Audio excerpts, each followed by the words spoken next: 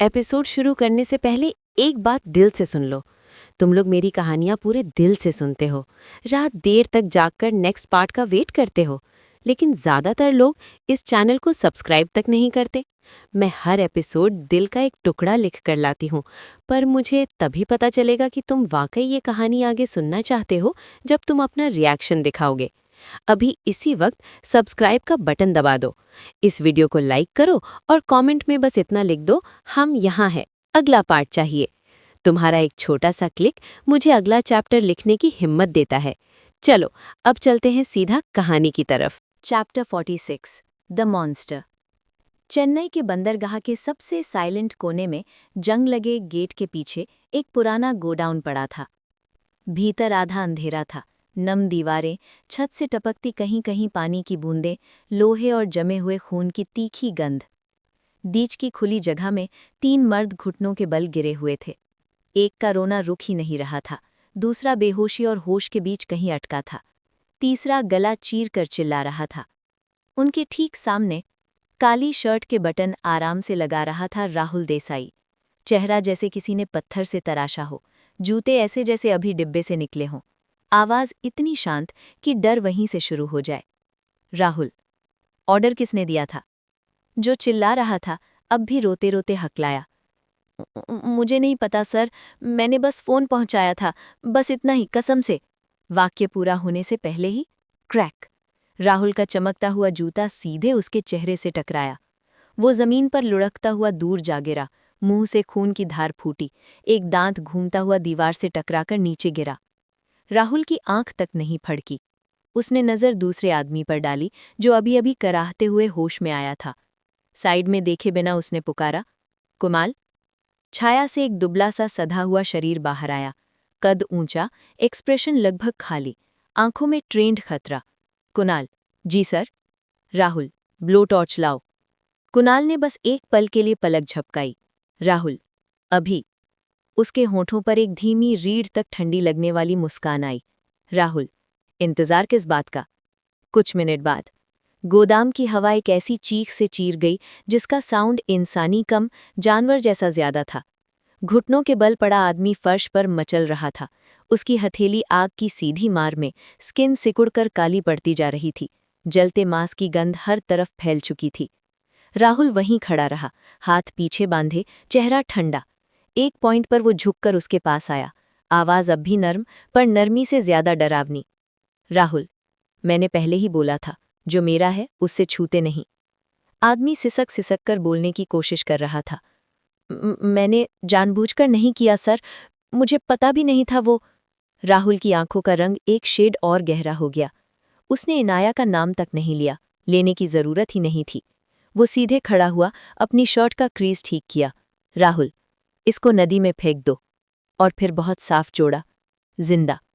तीसरा आदमी, जो अब तक खामोश था, धीरे धीरे पीछे की तरफ रेंगने लगा, जमीन पर खुद को घसीटता हुआ। राहुल बिना जल्दबाजी के वहां तक गया और उसके हाथ पर अपना जूता रखकर पूरा वेट डाल दिया। अंदर से हड्डी के टूटने की आवाज आई। चीख इस बार पतली, कांपती हुई, दया मांगती थी। राहुल फिर से उसके लेवल तक झुका। राहुल, बहुत धीमे। तुम्हें सच में लगता है ये सिर्फ माल का मामला था? वो शिपमेंट एक इशारा था उन लोगों से जिनको लगा कि मैं नर्म हो गया हूं। उन्हें बोलना, दोबारा कोशिश करें। दोबारा अगर किसी ने उसके एक बाल तक कुछ हुआ तो मैं उनकी हर बसे हुई सिटी को रात भर में जला दूंगा। फिर उठ खड़ा हुआ, बिना पीछे देखे सीधे डोरवे की तरफ बढ़ता हुआ बोला, यहाँ का सब कुछ साफ हो जाना चाहिए। और बाहर चलता बना। आज मॉन्स्टर ने अपना काम पूरा कर दिया था। कार, खामोशी और जुनून। कार की पिछली सीट पर राहुल की कोहनी कांच पर टिकी थी, नजर शहर के बाहर फैलते अंधेरे में खोई हुई थी। ड्राइवर ने एक शब्द नहीं कहा, कोई भी नहीं कहता जब वो ऐसे किसी कमरे से निकलता जहां फर्श पर खून ड्राइंग फेज में हो। उसका जबड़ा अब भी कसा था, शरीर पर वायलेंस की हल्की धातु सी गंध चिपकी हुई थी, लेकिन दिमाग में सिर्फ एक चेहरा, इनाया। किचन में धीमी हंसी के साथ घूमती हुई, हल्के लैवेंडर कुर्ते में सिकुड़ी हुई, उसे ऐसे देखती हुई जैसे वो सच में सिर्फ एक मॉन्स्टर ना हो, जैसे वो कुछ और भी हो सकता है। उसने जेब से अपना फोन निकाला, वॉलपेपर पर वही तस्वीर। बालकनी में खड़ी, चेहरा साइड में घुमाकर, धूप उसके गाल पर आधा गोला बना रही है और उसे बिल्कुल अंदाजा नहीं था कि जो शैडो दूर से उसे देख रहा है वो उसी की पूजा करना सीख चुका है। उसने कॉल नहीं किया, कोई मैसेज नहीं लिखा, बस कुछ सेकंड उस स्क्रीन को देखता रहा और मन ही मन इतनी धीमी आवाज में बुदबुदाया जिसे सिर्फ वही सुन सकता था। राहुल, भीतर। जो भी तुम्हें मुझसे दूर ले जाने की कोशिश करेगा, मैं दुनिया से उसे मिटा दूंगा, चाहे एक दिन तुम खुद ही क्यों न बन जाओ वो। अब कुछ मिनट बाद जैसे ही बॉडीज का हिसाब साफ हुआ और उसका मैसेज सही जगह तक पहुंचा, उसने साइड में खड़े अपने आदमी की तरफ देखा। राहुल, कुणाल, जेट तैयार करो। कुणाल एक पल के लिए अटक सा गया। Kunal, jet sir. Rahul, cancel. पर सर वो। राहुल बिना दोहराए, मैंने कहा कैंसिल। ज्यादातर की गुंजाइश वहीं खत्म हो गई। कुणाल, जी सर। राहुल स्लीव्स ठीक करता हुआ अपने असिस्टेंट को टाइप करने लगा। राहुल डिक्टेट करते हुए, दुबई वाली कॉल कल, सिंगापुर वाला अपडेट दिल्ली ब्रीफ के साथ मर्ज, आज 5 के बाद कोई मीटिंग नहीं, मैं आज ही वापस उड़ रहा हूँ, एडजस्ट कर दो। कुछ ही मिनट में पूरे दिन की शेड्यूल शीट एक एक लाइन नीचे खिसक गई। जिसके लिए बाकी दुनिया महीनों से प्लानिंग करती, उसने 2 लाइन्स में बदल दिया। ये स्ट्रैटेजी कम, साफ साफ हुक्म ज्यादा था। 5:45 Chennai office boardroom. Legal team ने अभी लैपटॉप्स खोले ही थे कि वो अंदर आया और सीधा हेड चेयर पर बैठ गया। राहुल, तुम्हारे पास 15 मिनट हैं। सबकी नजरें उसकी तरफ। राहुल, उतने में काम खत्म करो। एक सीनियर वकील ने कॉशियसली बोलना शुरू किया। सर, ये क्लॉज अगर। राहुल ने नजर तक नहीं उठाई। जो भी क्लॉज हमारे पोर्ट डील को रिस्क पे डालता हो, रीराइट। जो हमारी स्पीड तोड़ता हो, डिलीट। मुझे स्पॉटलेस कॉन्ट्रैक्ट नहीं चाहिए, मुझे लोग चाहिए जो झुकना जानते हो। कोई बहस नहीं, सब ने वहीं बैठकर डॉक्यूमेंट्स बदलने शुरू कर दिए। हर कॉल स्पीकर पर की गई। जो भी डिले करता उसे सिर्फ एक लाइन मिली, या तो आज खत्म करो या कल से ये काम छोड़ दो। 5:20 PM रनवे, प्राइवेट जेट। सूरज नीचे झुक चुका था, आसमान में आग जैसी नारंगी लकीरें फैली हुई थीं। जेट की सीढ़ियों के पास खड़ा राहुल फोन पर नजर गड़ाए था। उसकी तरफ से कोई मिस्ड कॉल नहीं, कोई छोटा सा वेयर आर यू नहीं, और वही बात उसे अंदर से बेचैन कर रही थी। वो चाहता था कि उसे भी उसकी कमी चुभे, चाहता था कि उसकी स्किन पर भी उतनी ही बेचैनी हो जितनी उसके सीने के अंदर थी। लेकिन उससे भी ज्यादा ये फैक्ट उससे काम कर रहा था कि अगर वो तेजी न दिखाए तो वो उसके सोने से पहले पहुंच नहीं पाएगा। उसने नीता माँ को टेक्स्ट किया। वो ठीक है? जवाब आया, शांत है, थोड़ा सा खाया, आज मुस्कुराई नहीं। उसकी उंगलियों की पकड़ फोन पर और कस गई और वो जेट की सीढ़ियां इस तरह चढ़ा जैसे किसी और जंग में जा रहा हो, बस इस बार मैदान उसका अपना घर था। 8:15 वापस उसकी सिटी। प्लेन रुका नहीं कि उसकी कार तैयार थी। कोई प्रोटोकॉल नहीं, कोई हाथ नहीं मिलाए, कोई फोटो नहीं, सीधा पीछे की सीट पर बैठा और एक लाइन बोली, सिग्नल्स पर मत रुकना। दुनिया कितनी भी स्लो हो जाए, वो अपनी रफ्तार से ही चलेगा, तेज। 9:02 उसके दरवाजे पर, उसके नाम के साथ। मैंशन के मेन डोर के सामने वो कुछ पल के लिए रुका। अंधेरे में बिना आवाज के बस होंठ हिले। इनाया। नाम बाहर नहीं निकला, पर हवा में उतर गया, दुआ की तरह, लत की तरह। फिर उसने अंदर कदम रखा। हॉलवे में सैंडलवुड की हल्की खुशबू थी, कहीं दूर किचन की क्लॉक की टिक टिक और घर की अपनी शांति। वो लिविंग रूम में नहीं थी, न किचन में। वो कमरे की तरफ बढ़ा, कदम बिल्कुल मेजर्ड, पर दिल तेज था। बेडरूम के दरवाजे पर आकर वो थम गया। अंदर वो उसके साइड पर गोल होकर सो रही थी। उसकी एक पुरानी शर्ट उसने तकिए की तरह बाहों में दबा रखी थी, चेहरा आधा उसी कपड़े में छुपा हुआ, सोई हुई, शांत, और उससे थोड़ी सी खाली। वो बहुत धीरे से अंदर आया ताकि फ्लोर की लकड़ी तक आवाज ना करे। घड़ी उतारी, कोट उतारकर कुर्सी पर रखा और पूरा दिन जो उसके अंदर भड़क रहा था दरवाजे के साथ बाहर ही छोड़ दिया। बेड के किनारे बैठ गया। उसने अभी तक उसे छुआ नहीं, बस देखता रहा। दिन भर इतने मर्दों ने उसके सामने खून बहाया था, पर इस एक लड़की के सामने आज उसके अंदर पहली बार दिल इंसान जैसा फील कर रहा था। तभी वो हल्का सा हिली, आंखों की पलकें फड़फड़ाकर धीरे धीरे खुलना शुरू किया, नींद से भरी, थोड़ी कंफ्यूज्ड। इनाया, नींद से भरी, लगभग फुसफुसाकर, राहुल। वो झुका, बहुत नरमी से उसके माथे पर एक लंबा गर्म सा किस रखा और बेहद धीमे पर साफ शब्दों में कहा, दुनिया को तो रुकने बोल दिया, तुम्हें इंतजार नहीं करा पाया। कमरे में रोशनी अभी पूरी तरह नहीं फैली थी। हल्का अंधेरा, हल्की सी नीली सी रोशनी पर्दों की दरार से अंदर रेंगती हुई। उसने पलकें झपकाईं, दुनिया अभी भी धुंधली थी, पलकें भारी, सांसें धीमी, वो आधी नींद और आधी जाग के बीच कहीं फंसी हुई थी। बगल से आती गर्माहट बहुत सच्ची लग रही थी, इतनी सच्ची कि पहले पहले उसे लगा शायद ये भी कोई सपना है, वही वाला जिसमें वो लौट आता है और सब ठीक हो जाता है। फिर उसे आवाज़ सुनाई दी, कपड़े की धीमी सरसराहट, धातु की हल्की सी टकराहट, जैसे रिंग उसकी घड़ी से टकरा गई हो। और फिर वो खुशबू, जिससे वो अब डरती भी थी और चैन भी पाती थी, उसके ठीक पास। उसकी आंखें पूरी खुल गईं। वो वहाँ था, राहुल, बेड के किनारे बैठा हुआ, पीठ थोड़ी उसकी तरफ, चेहरा साइड पर, जैसे वो अपनी सांस तक रोककर सिर्फ उसे देखते रहने आया हो, बिना जगाए। उसके होंठों से बहुत धीमी आवाज़ निकली, राहुल। वो पल में मुड़ गया। जग गई तुम? मैंने उठाया क्या? उसने सिर हल्का हिलाया, पर शब्द कुछ और कहने से पहले ही आंखों में पानी भर आया, इतनी जल्दी कि खुद उसे यकीन नहीं हुआ। नहीं। आवाज़ गले में अटक गई। बस मैं। बाकी बात आंसुओं में घुल गई।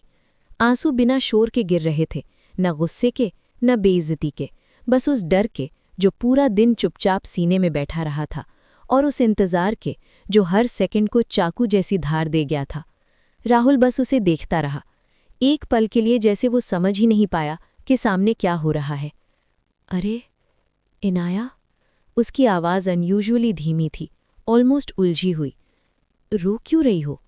वो धीरे धीरे उठकर बैठ गई, तकिया दोनों बाहों में खींचकर, उंगलियां तकिए के कोने में कांप रही थीं। मैंने सोचा।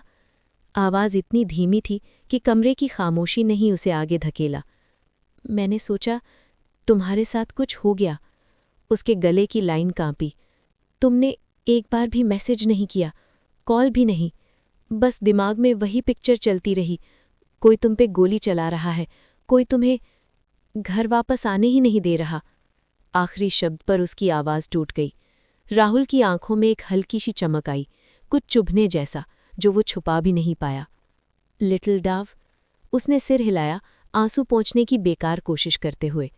मुझे पता है तुम कैसे हो राहुल, पता है जो तुम्हारा है उस पे हाथ रखने की हिम्मत कोई नहीं करता ईजिली, पर इससे ये तो नहीं रुकता ना कि मैं महसूस करना छोड़ दूं। वो अब सीधे उसकी तरफ देख रही थी, आंखों से आंसू चुपचाप गिर रहे थे। ये नहीं रुकता कि मैं तुम्हारी कमी ना महसूस करूं, ये सोचना बंद नहीं होता कि तुम जिंदा हो या कहीं किसी फर्श पे खून में पड़े हो। उसके शब्द हवा में रुक गए। राहुल ने बिना और सोचे बहुत धीरे से उसके चेहरे को दोनों हाथों से थाम लिया। उसका स्पर्श बहुत हल्का था, जैसे वो किसी कांच की चीज़ नहीं, सांस और धड़कन से बनी चीज़ पकड़ रहा हो। तुमने मेरा वेट किया। उसने आंसू के बीच पलकें हिलाईं। तुम्हें सच में लगा मैं तुम्हें वेट नहीं करूंगी? उसकी सांस हल्की अटक गई। तुम मेरी वजह से डरी हुई थी?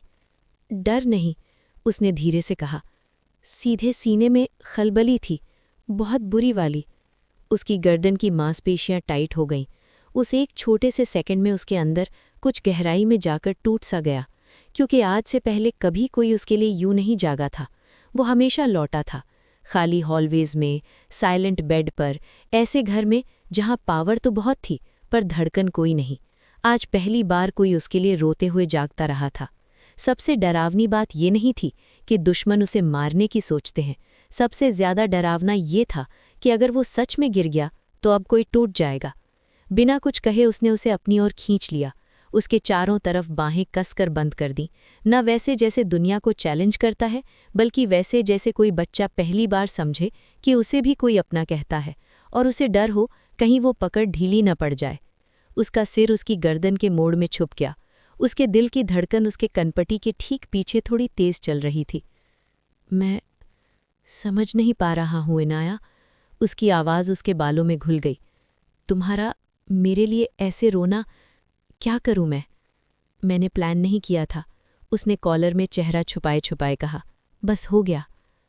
मैंने भी कभी प्लान नहीं किया था।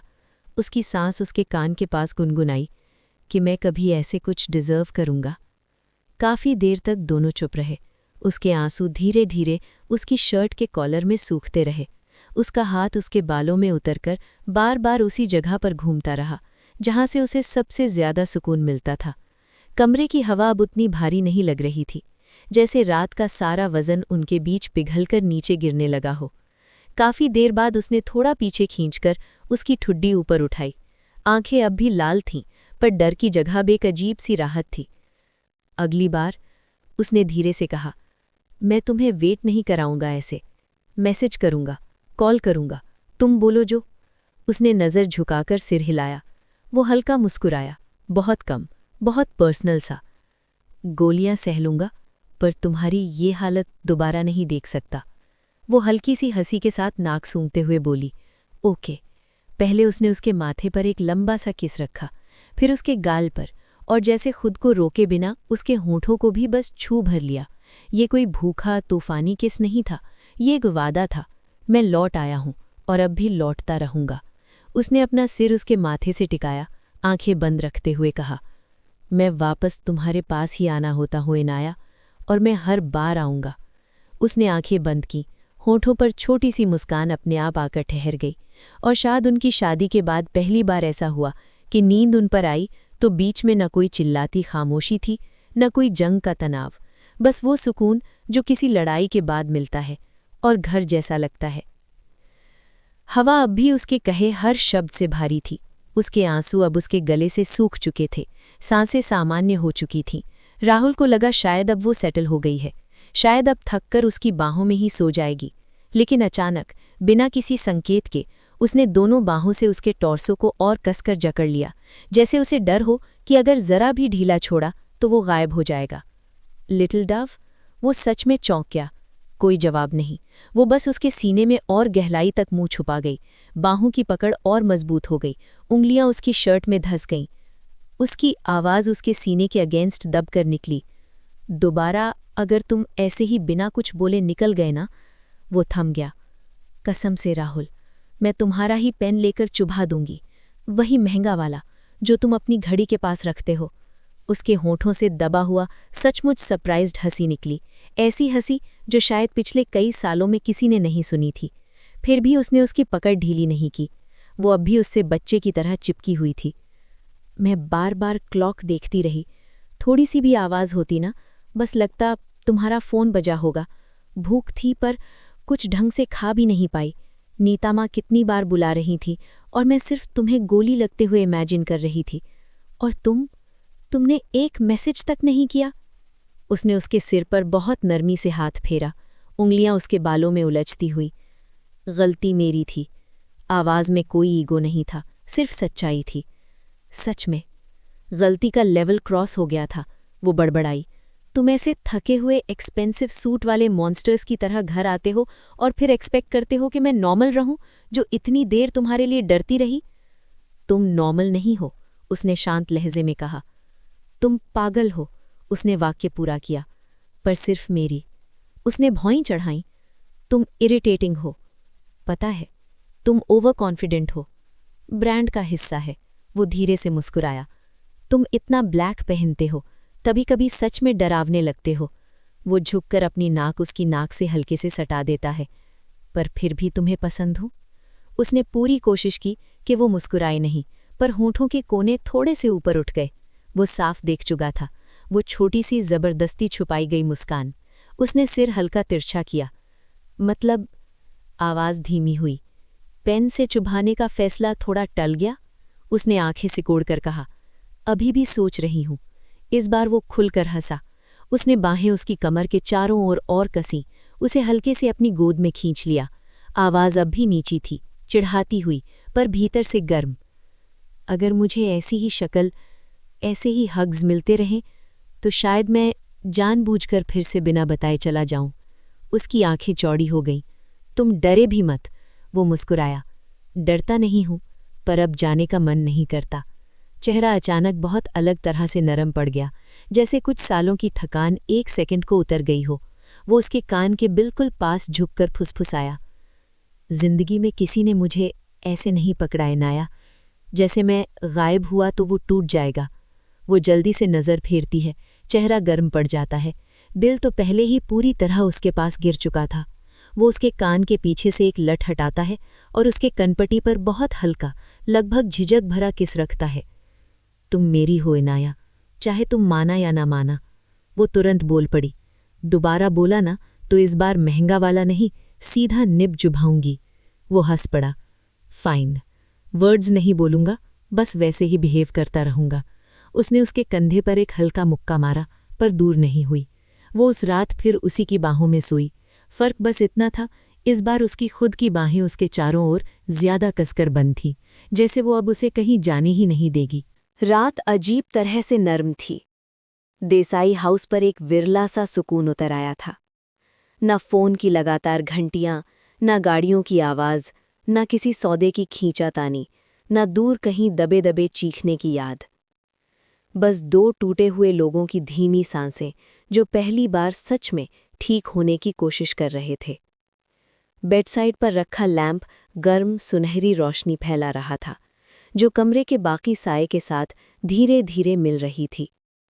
इनाया बेड पर बैठी थी, घुटने अपनी छाती तक खींचे हुए, ठुड्डी घुटनों पर टिकी हुई। उसने राहुल की एक बड़ी सी शर्ट पहन रखी थी, कंधों से ढीली, आस्तीन थोड़ी लंबी, कपड़ा उसके चारों तरफ एक सुरक्षित खोल जैसा। बाल अभी भी नहाने के बाद गीले थे, कंधों पर बिखरे हुए, कुछ लटे उसकी कनपटी से चिपकी हुईं। चांदनी खिड़की से अंदर आकर उसकी आंखों पर गिर रही थी। आज उनमें गुस्सा नहीं था, बस दूरी थी, जैसे वो कहीं बहुत पीछे चली गई हो, जहां सिर्फ यादें होती हैं और घाव। राहुल सिरहाने से टिक कर बैठा था, पीठ हेडबोर्ड से सटी हुई, एक हाथ पीछे रखा हुआ, दूसरा उसकी तरफ ढीला पड़ा। वो उसे सीधे नहीं देख रहा था, बस आंख के कोने से उसकी हर हलचल पकड़ रहा था। उसे महसूस हो रहा था कि कुछ उसके भीतर जमा हो रहा है। एक सवाल, एक याद, एक डर, जो अब और चुप नहीं बैठ पाएगा। आखिरकार उसने बोल ही दिया, आवाज इतनी धीमी जैसे किसी और को नहीं, सिर्फ रात को सुनानी हो।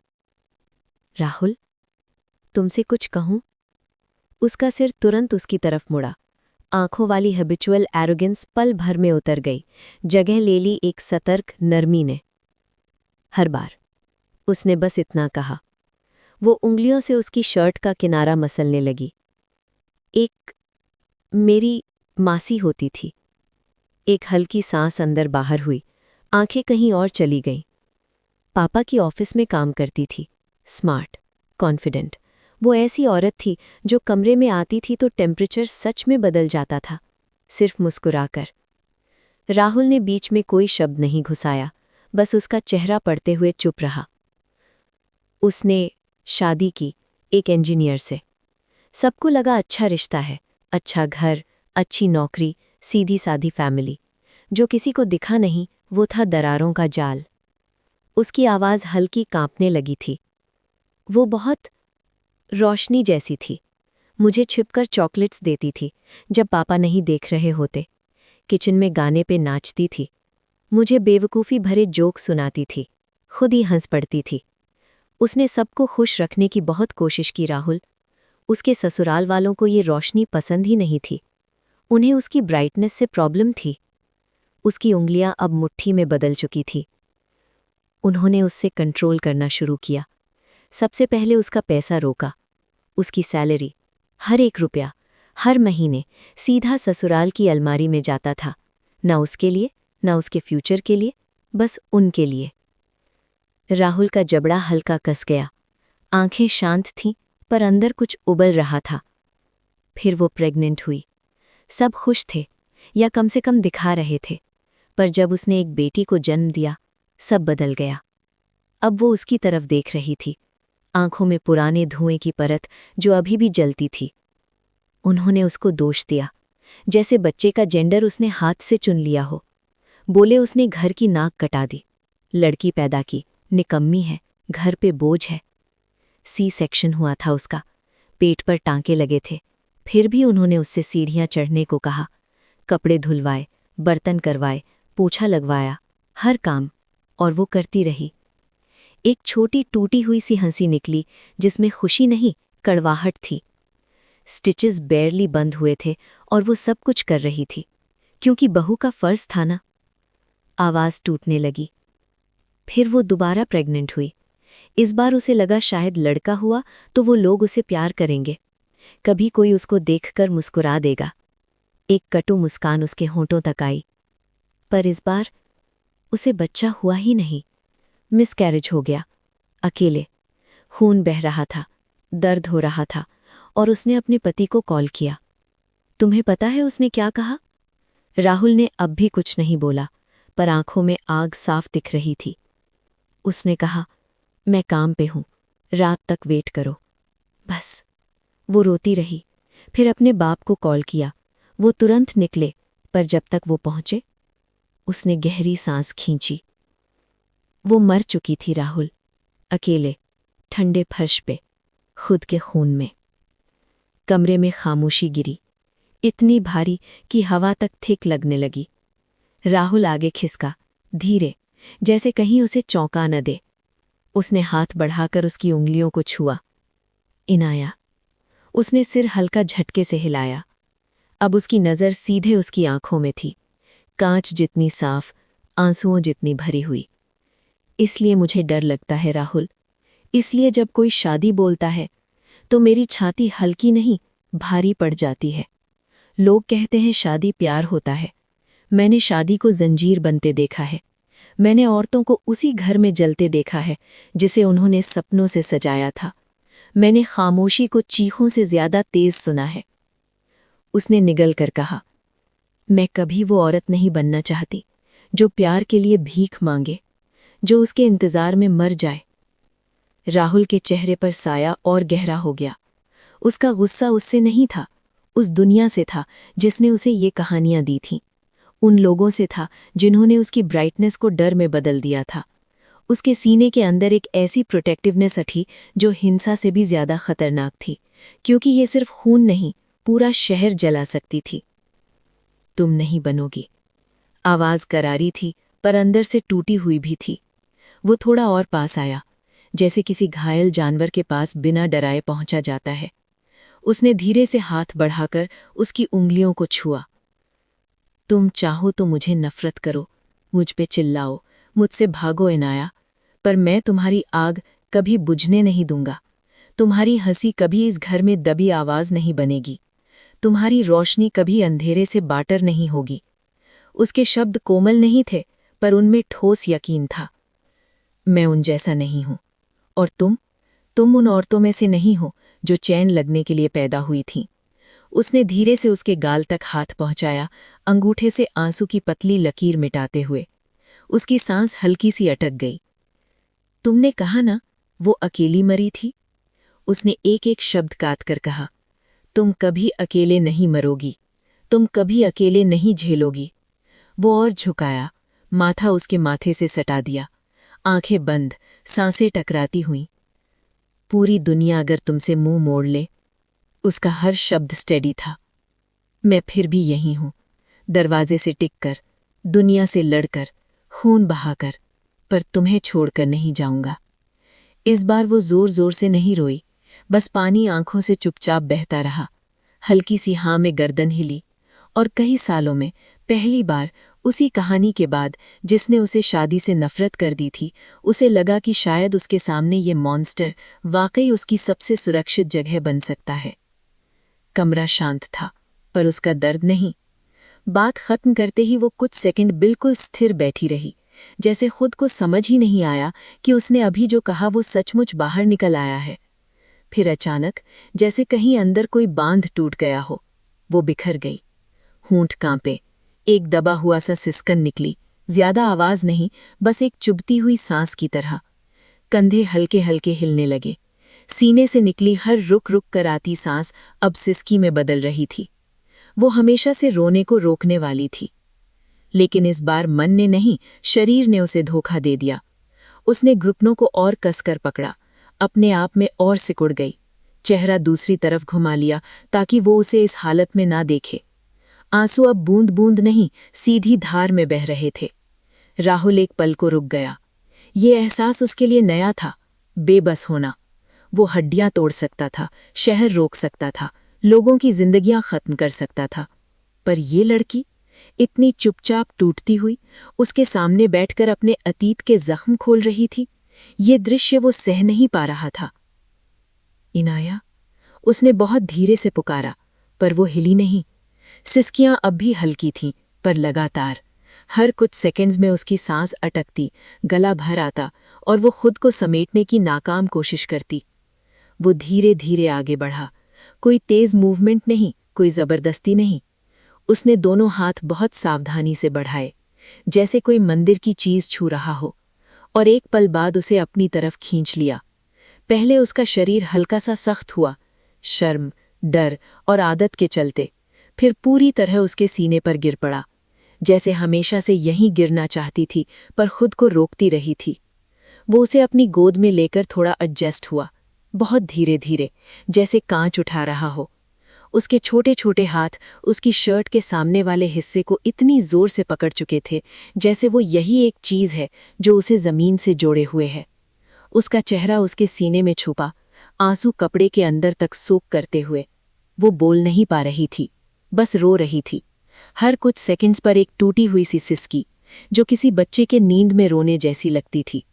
ड्रामा नहीं था उसमें, बस सच था, थका हुआ, जला हुआ, डरा हुआ सच। राहुल चुप रहा, बस बाहें थोड़ा और कसतीं। एक हाथ से उसके सिर के पीछे कोमलता से थामा, उंगलियां उसके बालों से गुजर रही थीं, दूसरा हाथ उसकी पीठ पर रखा, अंगूठे से धीरे धीरे गोल घेरा बनाते हुए, जैसे हर सर्कल से कह रहा हो, तुम यहीं हो, तुम सुरक्षित हो। कई सालों में पहली बार उसका दिल स्टेडी नहीं था, डर से नहीं, बल्कि इस एहसास से कि वो किसी चीज को इतनी सावधानी से पकड़ रहा है जितना उसने जिंदगी में कभी नहीं किया। अब तुम सुरक्षित हो, उसने उसके बालों में मुंह छुपाकर बहुत हल्के से कहा। तुम वो नहीं हो जिसको किसी ने अकेले मरने के लिए छोड़ दिया, और मैं वो नहीं हूं जो उन जैसा बनूंगा। कसम है तुमसे इनाया, मैं तुम्हारे साथ वही होने नहीं दूंगा। उसने कोई जवाब नहीं दिया, पर उसकी उंगलियों की पकड़ उसके शर्ट पर और कस गई। वो सिरहाने से टिक गया, उसे अपने सीने से लगाए हुए। वो इतनी छोटी लगी उसे इस वक्त, कमज़ोर नहीं, बस इंसान। धीरे धीरे उसकी सिसकियां कम होने लगी, सांस अब भी थोड़ी कांपती थी, पर शरीर उसके खिलाफ थोड़ा ढीला पड़ने लगा। राहुल ने एक हाथ से धीरे धीरे ब्लैंकेट उठाया, उसकी पीठ और कंधों पर उड़ा दिया, ताकि कमरे की हल्की ठंड उसकी हड्डियों तक न पहुंचे। उसने अपना गाल उसके बालों पर टिका दिया, आंखें बंद करते हुए उसकी सांस को अपनी सांस के साथ सिंक होते महसूस किया। कई मिनट निकल गए, घड़ी की टिक टिक, उनकी सांसों की आवाज़ और कमरे की खामोशी के बीच। फिर अचानक उसने महसूस किया वो स्थिर हो गई है। उंगलियों की पकड़ ढीली पड़ गई, होठ हल्के खुले हुए, अब भी उसके सीने से सटे, पर शरीर पूरी तरह भारी। वो सो चुकी थी, रो रो कर, याद करके, मजबूत बने रहने की कोशिश कर करके थक कर चूर। वो जरा सा भी नहीं हिला। उसकी बाहें अब भी उसके चारों तरफ किले की तरह थीं, बिना किसी दीवार के, पर फिर भी सबसे मजबूत दीवार की तरह। फाइनली नींद आ ही गई। उसने बहुत धीरे, सिर्फ अपने लिए बुदबुदाया। नीचे झुककर उसने उसके चेहरे को देखा, आधा उसके सीने में छुपा हुआ, आंसू की पतली लकीरों के निशान, गीली पलकें, इतनी कच्ची, इतनी सच्ची, इतनी दर्दनाक खूबसूरत।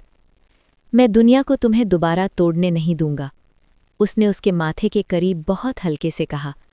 जब तक मैं सांस ले रहा हूं, किसी को इजाज़त नहीं। और उस रात उसने उसे छोड़ा नहीं, ना जब वो सोई, ना जब रात और गहरी हुई, ना जब उसके अपने पुराने जख्म अंदर से जागने लगे।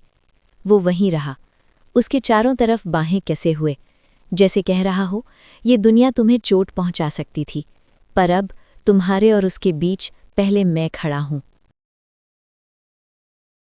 सुबह की रोशनी धीरे धीरे कमरे में घुस रही थी। पतली सफ़ेद पर्दों के पीछे से सुनहरे रंग की हल्की लहरें इस तरह अंदर आ रही थी, जैसे किसी ने रेशम का टुकड़ा हवा में उछाल दिया हो। वो रोशनी पहले वुडन फ्लोर पर बिखरी, फिर वेलवेट वाले छोटे से रग पर, फिर साइड टेबल, लैंप, बिखरी किताबों और पानी के गिलास पर चढ़ी, और आखिर में उस बेड तक पहुंची जहां दो लोग एक ही खामोशी में लिपटे हुए थे, कुछ ऐसा पकड़कर जो अभी नाम देने के लिए बहुत नाजुक था। सबसे पहले इनाया हिली। उसकी पलकों ने भारी नींद में धीरे धीरे खुलने की कोशिश की। रात की थकान से लैशेस अभी भी थोड़े गीले थे, शरीर भारी, गर्म, किसी मजबूत चीज पर टिका हुआ। उसे एक सेकंड लगा समझने में कि वो तकिया नहीं था, कोई था। कल रात की हर चीज़ एक एक करके याद आने लगी। वो कहानी जो उसने किसी से कभी इतनी पूरी नहीं कही थी, वो यादें जो उसने हमेशा खुद के अंदर बंद रखी थीं, और फिर वो गोद जिसमें वो आखिरकार ढह गई थी। दिल एक बार जोर से धड़का। उसने धीरे से नज़र उठाई। वो अभी भी उसकी गोद में थी। राहुल ने पूरी रात उसे हिलने भी नहीं दिया था। पीठ हेडबोर्ड से टिकाई हुई थी, शर्ट हल्की सी सिकुड़ी हुई उतनी ही जगह पर जहां उसकी उंगलियों ने कल रात कसकर पकड़ा था। सिर थोड़ा आगे झुका हुआ, होंठ आधे खुले, सांसें गहरी और स्टेडी। एक बाँ उसकी कमर के चारों ओर अब भी कसी हुई थी, दूसरा हाथ उसके हाथ पर टिका हुआ। और हैरान करने वाली बात ये थी कि उसका हाथ अब भी उसी जगह उसकी शर्ट को पकड़े हुए था, जैसे नींद में भी वो उसे छोड़ नहीं पाई थी। इतनी सारी लड़ाइयों, इतने सारे जख्मों, इतनी हिंसक रातों के बाद भी उसके चेहरे पर इस वक्त कोई मॉन्स्टर नहीं था। न रूथलेस बिजनेसमैन, न ठंडी कैलकुलेशन वाला दिमाग। बस एक आदमी जो उस औरत को इस तरह पकड़े बैठा था जैसे उससे फिसल जाए तो उसकी सांस रुक जाएगी। वो पहले पहले हिली भी नहीं। ये पल ऐसा था जिसे वो बिना हड़बड़ी के जीना चाहती थी। उसने उसके चेहरे को एक एक करके देखा। आंखों के नीचे हल्की सी थकान की छाया, जबड़े पर हल्की स्टबल की परत, लेफ्ट टेम्पल के पास पुराना सा छोटा निशान। वो सारी छोटी छोटी बातें जिन्हें उसने अब तक जानबूझकर नज़रअंदाज किया था। अचानक उसकी उंगलियां हल्की सी हिलीं और बिना आंखें खोले वो धीमी भारी आवाज में बुदबुदाया, स्टेयर करना बंद करो मिसेस देसाई। गिल्ट तो स्किन के पार से भी फील हो रहा है। उसकी सांस हल्की सी अटक गई। आवाज नींद से भरी, खुरदरी, थोड़ी लेजी थी और डेंजरस भी। वो थोड़ा हटने लगी, सीधा बैठने की कोशिश में थी कि उसकी कमर पर रखी बाह एकदम कस गई। नहीं, उसने अब आंखें खोलते हुए कहा, आवाज बहुत धीमी पर साफ, यहीं रहो, बस 1 मिनट। उसे पता नहीं चला ये रिक्वेस्ट थी या आदत वाला ऑर्डर, पर वो हिली नहीं। तुमने सोया भी था? उसने सावधानी से पूछा। उसके अंगूठे ने उसकी कमर पर हल्की हल्की गोल लकीरें खींची। कम, वो बुदबुदाया। हिलना नहीं चाहा। बहुत समय बाद तुम शांत लग रही थी। उसकी गालों पर हल्की गर्मी उठी। नज़र अपने आप उसके सीने पर चली गई। सॉरी, शब्द खुद ब खुद निकला। किस बात के लिए? उसने हल्का भौं उठाकर पूछा, आवाज़ अभी भी भारी। रोने के लिए? टूटकर गिरने के लिए? इंसान होने के लिए? वो होंठ काटते हुए बोली, तुमसे चिपककर पूरी रात सोने के लिए। उसके लहजे में हल्की सी झेंप थी। वो धीमे से मुस्कुराया। तुमने मुझे कोआला की तरह पकड़ा था, उसने शांत लहजे में कहा, पर कंप्लेन नहीं कर रहा। वो चौंक कर ऊपर देखा। उसकी आंखों में वही बॉयश शरारत थी जिसे वो पसंद नहीं करना चाहती थी, पर नापसंद भी नहीं कर पाती थी। वैसे, उसने कैजुअली जोड़ा, तुम हल्का सा खर्राटे लेती हो। राहुल, वो हड़बड़ाकर उसके सीनी पर हल्का मुक्का मारती है। उसने उसका हाथ पकड़ लिया हिलने से पहले ही, और उसी पल टीजिंग की जगह उसकी नज़र थोड़ी गंभीर हो गई। पर तुम, उसकी आवाज़ नीचे गिरी, यहीं फिट लगती हो। खामोशी छा गई। उसकी हथेली उसकी पीठ पर ऊपर खिसकी, रीढ़ की हंडी के साथ साथ धीरे धीरे चलती हुई। कल रात जो हुआ, उसके लिए सॉरी मत बोलना इनाया। तुमने मुझे अपना दर्द दिया था, वो किसी भी वादे से ज्यादा बड़ा है। गले में गांठ बन गई। तुम्हें हर वक्त मजबूत होने की जरूरत नहीं है, कम से कम मेरे साथ तो नहीं। उसने ऊपर देखा, आंखों में कुछ कच्चा सा, जो वो शब्दों में नहीं रख पा रही थी। तुम सच में पूरी रात नहीं हिले? उसने हल्की सी सांस छोड़ी। सिर्फ इतना कि जब भी तुमने ब्लैंकेट लात से दूर फेंका, मैंने वापस तुम पर डाला। मैंने सच में? तुम नींद में भी थोड़ी वायलेंट हो, वो बुदबुदाया। वो हंस पड़ी, छोटी सी, पर कई दिनों बाद पहली सच्ची हंसी। राहुल ने उसी पल उसकी तरफ देखा, जैसे ये आवाज़ कोई दुर्लभ चीज़ हो जिसे वो फ्रेम में बंद करके रख लेना चाहता हो। भूख लगी है? उसने उसके चेहरे से बाल हटाते हुए पूछा। वो धीरे से सिर हिलाती है। तो उठो, नाश्ता रेडी हो रहा होगा, आज मेरे साथ खाओगी। मैं ऐसे ही जाऊं? उसने अपनी हालत की तरफ इशारा किया। ढीली shirt, bare legs, half tangled बाल। तुम मेरी शर्ट में हो, वो बिल्कुल नॉर्मल तरीके से बोला। या तो यही पहनकर आ जाओ या बिना कुछ पहने, मुझे दोनों से प्रॉब्लम नहीं। राहुल, उसने फिर से उसके सीने पर हाथ मारा। वो हंस पड़ा, बेड से उठकर खड़ा हुआ और पीठ स्ट्रेटन की। शरीर की हर लाइन में वो वाली एफर्टलेस चाहत थी जो खुद को टेम भी करती है और धमकी भी देती है। वो पलटकर उसकी तरफ आया, झुककर, और उसके माथे पर एक लंबा धीमा किस रखा। कुछ सेकंड बस वहीं रुका रहा, फिर सीधा हो गया। 15 मिनट, दरवाजे की तरफ जाते हुए बोला। उसके बाद अगर तुम नहीं आई तो वो थोड़ी देर रुका, हल्के स्मर्क से जोड़ा, तो मैं खुद लेने आ जाऊंगा, और चला गया। पीछे छोड़ गया एक लड़की जो उसकी शर्ट में लिपटी हुई थी, उसकी खुशबू में घिरी हुई, और इस सच्चाई में फंसी हुई कि शायद ये आदमी सिर्फ खतरा नहीं, उस चीज की शुरुआत भी है जिस पर उसका दिल कभी विश्वास नहीं करना चाहता था। हॉल तक का रास्ता आज थोड़ा अलग लगा। कहीं गार्ड का शोर नहीं, ना कोई तेज कदमों की आहट, ना फोन की लगातार रिंग। बस किचन की तरफ से आती पराठों की खुशबू, चम्मच कांटों की हल्की खनक, और घर में फैली एक ऐसी गर्माहट जिसका तापमान से कोई लेना देना नहीं था। इनाया धीरे धीरे अंदर आई, नंगे पांव, बाल अभी भी हल्के गीले, पीठ पर खुले हुए गिरते हुए। वो बदली ही नहीं थी, अब भी उसी ओवरसाइज्ड काली शर्ट में, आस्तीन घुमाकर कहनियों तक चढ़ाई हुई, कॉलर हल्का सा एक साइड से ढला हुआ, जैसे ये कपड़ा उसके लिए अभी भी थोड़ा बड़ा हो। और शायद इसी वजह से ये नज़ारा खतरनाक हद तक घरेलू लग रहा था, जैसे वो हमेशा से यहीं रहती हो, जैसे ये जगह पहले दिन से उसकी हो। राहुल ऑलरेडी टेबल पर बैठा था, एक हाथ में कॉफी, दूसरे हाथ में अखबार। जैसे ही उसने आंखें ऊपर उठाईं और उसे देखा, कुछ सेकंड के लिए समय थमसा गया। फिर उसके होंठों पर एक धीमी मुस्कान आई। ये यूजुअल वाला ताना मारने वाला स्मर्क नहीं था, ये उससे कहीं धीमा, ज्यादा ईमानदार, जैसे वो इस दृश्य का बहुत वक्त से इंतजार कर रहा हो पर मानना नहीं चाहता हो। लेट हो मिसेस कोआला, उसने हल्के से कहा। वो आंखें घुमाकर कुर्सी की तरफ बढ़ी। ये नाम मत दो। क्यों? उसने अखबार फोल्ड करके साइड रख दिया। रात भर तुमने कोआला की तरह लिपट कर सोया मुझ पे, नाम तो बनता है। वो कुर्सी पर बैठते बैठते सीधे रेड हो गई। ये गलत है। मेरे सुन हो चुके पैर कुछ और कह रहे हैं, उसने बिल्कुल शांत अंदाज में जवाब दिया। उसने गुस्से से पानी का गिलास उठाया, नजर अब भी उससे बचाती हुई। केबल पर सामान भरा पड़ा था, ताजे पराठे, कटे हुए फल, पोहा, पनीर भुर्जी, उबले अंडे, टोस्ट और एक छोटे कटोरे में खीर। ये सब 2 लोगों के लिए? उसने हैरानी से पूछा। 2 लोगों के लिए नहीं, एक के लिए, तुम्हारे लिए। वो रुक गई। कल से तुम ठीक से खा नहीं रही हो, तो ऑप्शंस बनाए हैं, जो खाना है चुन लो, अगर नहीं चुना तो मैं खुद खिला दूंगा सब। वो ब्लफ नहीं कर रहा था, ये फैक्ट उसकी आंखों में साफ था। वो चुपचाप पनीर भुर्जी और टोस्ट की तरफ हाथ बढ़ा देती है। खीर? उसने कैजुअली पूछा। नहीं। मीठा पसंद नहीं रहा? अभी मूड नहीं है। दुर्भाग्य है, वो बोला, कटोरा उठाकर स्पून भर खीर लेकर सीधे उसकी तरफ बढ़ाते हुए। राहुल नो, उसने तुरंत कहा। मुंह खोलो। वो ऐसे देख रही थी जैसे सामने वाला आदमी होश में नहीं। मैं बच्ची नहीं हूं। कल रात तुम मेरी छाती पर बच्ची की तरह रोई हो, उससे मुझे फीडिंग राइट्स मिल गए हैं। तुम पागल हो, ये तो तुम्हें तब भी पता था जब तुम मेरे बाहों में सो गई थी। मैं तुमसे नफरत करती हूं। फिर भी, वो धीमे से मुस्कुराया। सोते वक्त बहुत प्यारी लग रही थी। उसने दांत भींच लिए, शर्म से गाल और लाल हो गए। बस करो, पर उसने स्पून नहीं हटाया। एक बाइट आया, फिर मजाक बंद।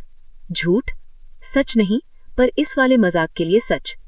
उसने कुछ सेकंड उसकी आंखों में देखा, फिर धीरे धीरे झुककर उसके हाथ से एक घूंट ले लिया।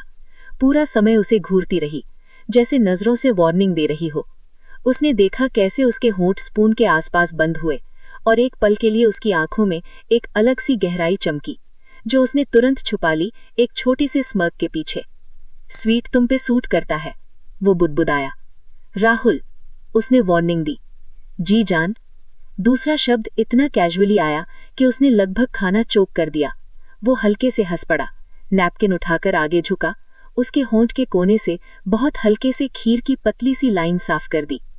तुम मेरी सीने में रोती हो, मेरी शर्ट में सोती हो, मेरे हाथ से खा भी लेती हो, और कहती हो मेरी नहीं हो। वो ऊपर देखती है, आंखें सिकुड़ी हुई, दिल का हाल पूरी तरह उलझा हुआ। तुम इम्पॉसिबल हो, तुम मेरी हो, उसने सीधा जवाब दिया। वो बोलना चाहती थी नहीं, पर जुबान रुक गई, क्योंकि उसकी निगाहों में जो कुछ था, चाहत, जिद और एक डेंजरस तरह की वफादारी, उसके सामने कोई आसान झूठ टिक नहीं पा रहा था। उसने बस नजर नीचे कर ली, बहुत धीमे से कहा, कल रात के लिए थैंक यू। राहुल के हाथ 1 सेकंड के लिए थम गए। थैंक यू मत बोलो इनाया। वो थोड़ा झुककर उसके चेहरे से एक लट हटाता है। राहुल के हाथ 1 सेकंड के लिए थम गए। थैंक यू मत बोलो इनाया। वो थोड़ा झुककर उसके चेहरे से एक लट हटाता है। आवाज़ बेहद धीमी हो जाती है। बस मुझे दोबारा बाहर मत धकेलना। इतना कहकर वो वापस सीधा बैठ गया। कॉफ़ी का घूंट लिया, जैसे उसने कुछ बड़ा कह भी दिया और छुपा भी दिया, और वो वहीं बैठी रही, उसके सामने, उसकी शर्ट में, उसके हाथ से खिलाए गए मीठे के स्वाद के साथ, और इस डर भरी पर सच्ची सी फीलिंग के साथ कि वो जितना उससे बचना चाहती है उतना ही धीरे धीरे उसी की तरफ गिरती जा रही है। Chapter 50 shadow. कॉलेज की सुबह लगभग वैसी ही थी जैसी हमेशा होती थी। लगभग। कैंपस में वैसा ही शोर था। लड़कियों की हंसी कॉरिडोर में गूंज रही थी। लड़के बाइक से एक दूसरे को आवाज़ दे रहे थे। कंधों पर फाइलें टांगे प्रोफेसर तेज कदमों से लेक्चर हॉल की तरफ जा रहे थे। गेट के अंदर कदम रखते हुए इनाया ने अपनी टोट बैग की पट्टी थोड़ा और कसकर पकड़ी। देर गर्मी की हल्की धूल भरी हवा को एक गहरी सांस के साथ अंदर लिया।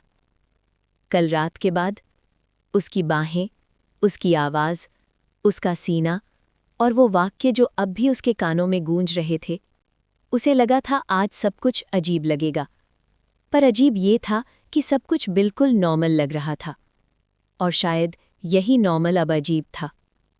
उसकी त्वचा पर अभी भी उसकी कलोन की हल्की सी गंध बसी थी, और उसके आसपास कहीं न कहीं उसकी जिद भरी पोजेसिवनेस की अदृश्य परत भी।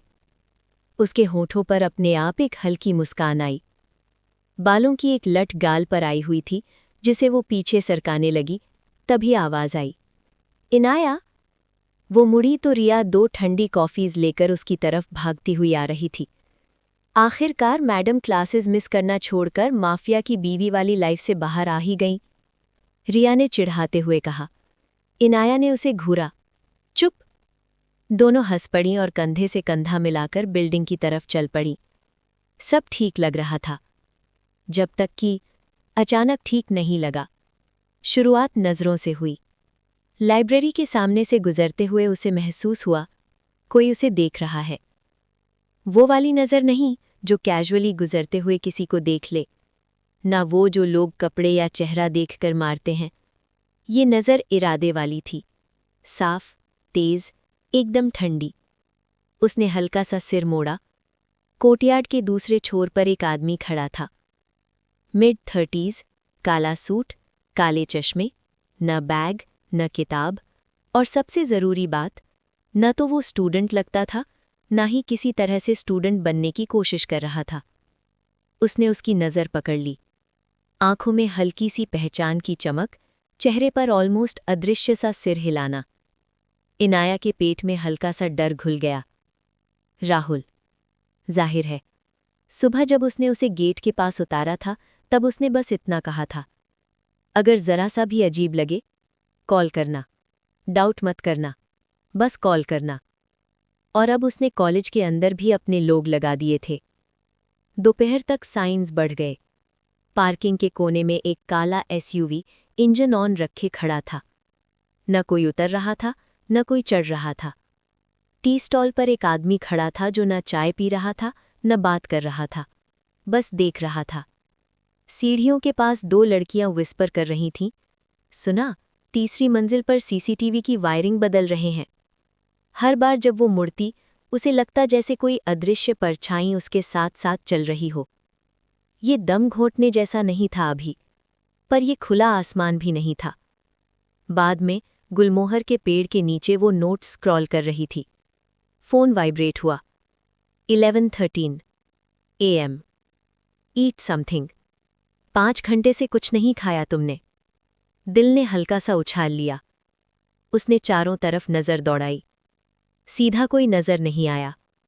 फिर मैसेज आया। 11:14 AM। बैग के लेफ्ट पॉकेट में देखो, डार्क चॉकलेट है, बहस मत करना, खा लो। आंखें चौड़ी हो गईं। उसने धीरे से बैग का लेफ्ट चेन खोला। अंदर एक छोटा डार्क चॉकलेट चुपचाप रखा था, जैसे हमेशा से वहीं हो। उसके होठ थोड़े खुले रह गए। ये आदमी, वो खुद से फुसफुसाई। उसने टाइप किया 11:15 AM। तुम कॉलेज में भी मेरी स्टॉकिंग कर रहे हो? तुरंत रिप्लाई आया 11:15 AM। स्टॉकिंग नहीं, प्रोटेक्टिंग, वॉचिंग, लविंग। जो शब्द कम खतरनाक लगे उसे चुन लो। पर हाँ, वो डिसाइड नहीं कर पाई हंसे या चिल्लाए। शाम को जब वो घर पहुंची, अपना कमरा खोला तो बेड पर कुछ और रखा मिला। एक नया फोन, स्लिम, हाई एंड, अब तक अनटच्ड। उसके पास एक छोटा सा नोट, उसकी ही लिखावट में। आज से ये यूज करना, सिक्योर है, ट्रैक नहीं हो सकता, कोई तुम तक स्क्रीन से भी नहीं पहुंच पाएगा। -R। वो काफी देर तक बस उसे देखती रही। उसकी उंगलियां उसके दुपट्टे के किनारे को मसलने लगीं। चॉकलेट, कॉलेज में शैडो जैसे लोग, SUV, टी स्टॉल पर खड़ा आदमी, ये नया फोन, वो हर जगह अपना साया फैला रहा था। न शोर से, न खुले ताले से, बस धीरे धीरे, लगातार, किसी ऐसी जिद से जो डराती भी थी और अजीब तरह से सुकून भी देती थी। सबसे डरावनी बात ये थी कि उसका एक हिस्सा अब निर्णय नहीं कर रहा था।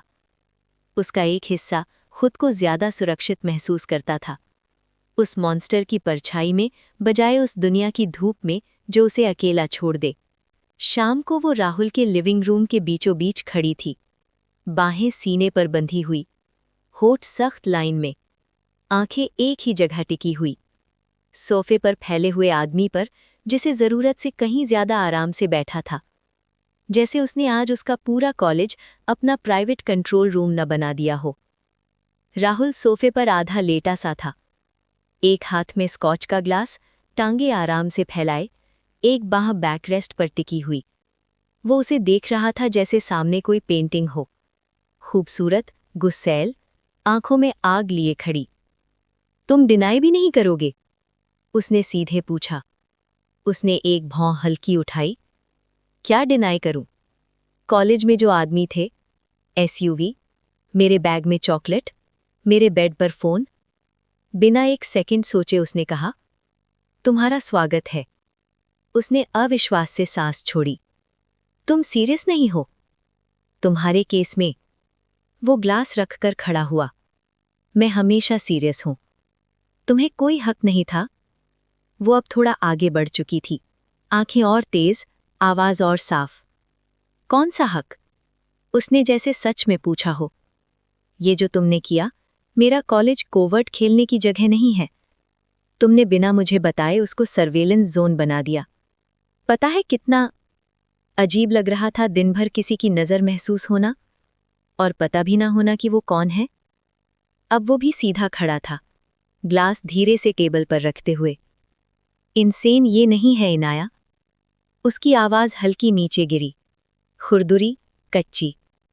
इंसेन ये है कि तुम मेरा नाम लेकर बिना सिक्योरिटी के घूमो।